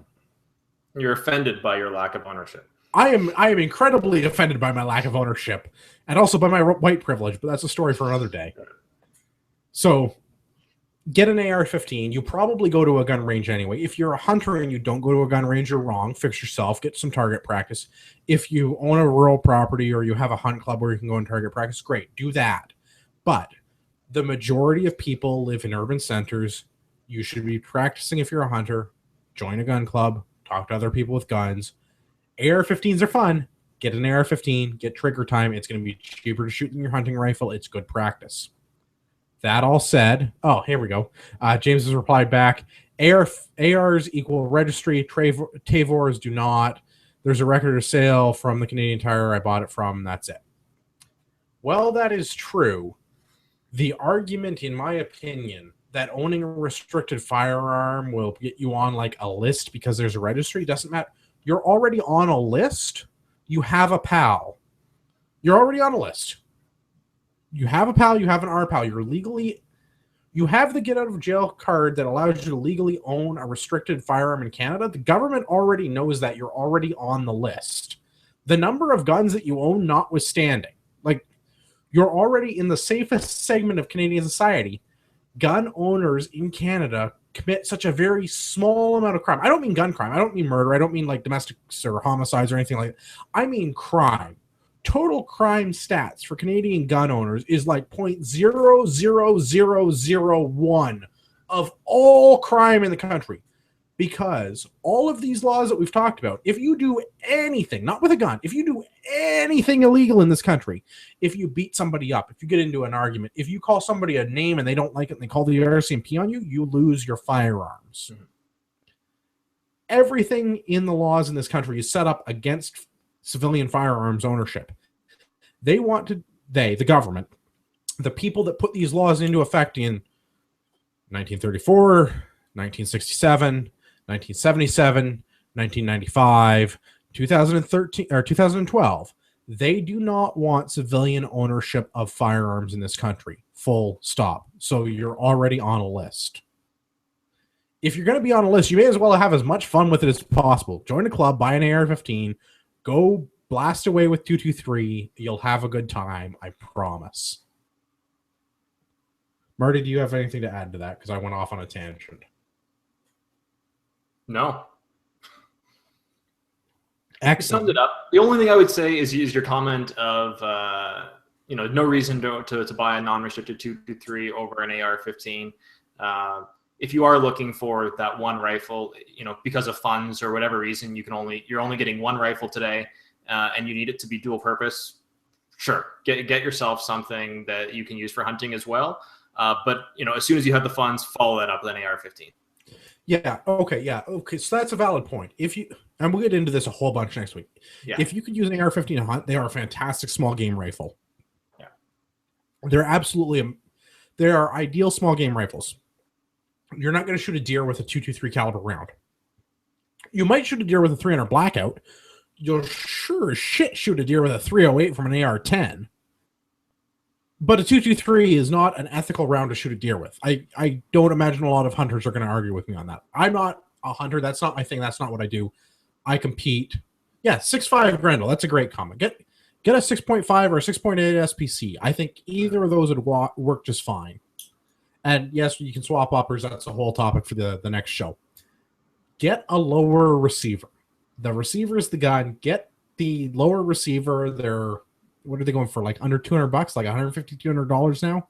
Yeah, I know they've gone up in price a little bit. I mean, I used to buy AR-15 lowers for $90. And I know you can't get them for $90 anymore because our dollar took a crap. But, thank you, Mr. Hairdo, for messing with my economy. Hey, you leave Zoolander out of this. Yeah. Get an AR-15. If you don't have an AR-15, you're wrong. Fix yourself.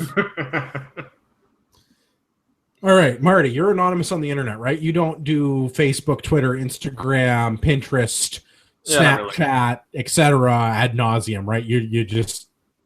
Yeah, right? Just email the show if you need to get a hold of me. Okay, if you want to send Marty hate mail, feedback at CanadianPatriotPodcast.com. Similarly, if you want Marty back on the show, feedback at CanadianPatriotPodcast.com. I, as always, am Andrew, your host. You can see my work on everydaytactical.com where I review anything that I find interesting, tactical, or tactical. We also do beer, or at least I'd like to do beer. You can follow the rest of my accounts on Instagram and Twitter at EDTactical. I don't use Twitter. It's simply for promoting the show. I do have pictures of guns, beer, and dog on Instagram, though, if that's your thing. Go ahead, check that out. You can visit us, the beer. You can visit us on the World Wide Web at CanadianPatriotPodcast.com or on the Facebooks, Facebook.com/Canadian Patriot Podcast, unless you're one of those like 10 Canadians like Marty that just doesn't believe in Facebook. I know the rest of you are on Facebook. Half of you are my friends on Facebook. Go give us a like. We're at like 155. I really want to break 200 because I got the thing going with Tyler about the whole number of likes with the International Liberty or Death podcast. So if we could break 200 likes, that'd be cool. I don't think I left anything else out. We're on YouTube, Stitcher, iTunes. Leave us comments. You can watch the show live. Marty, do you have anything you want to add? No, I'm good. You're good. All right. With that, this has been the Canadian Patriot Podcast, and I'd like to remind all of our listeners, like we do every week, to remember that you are the true North, strong and free.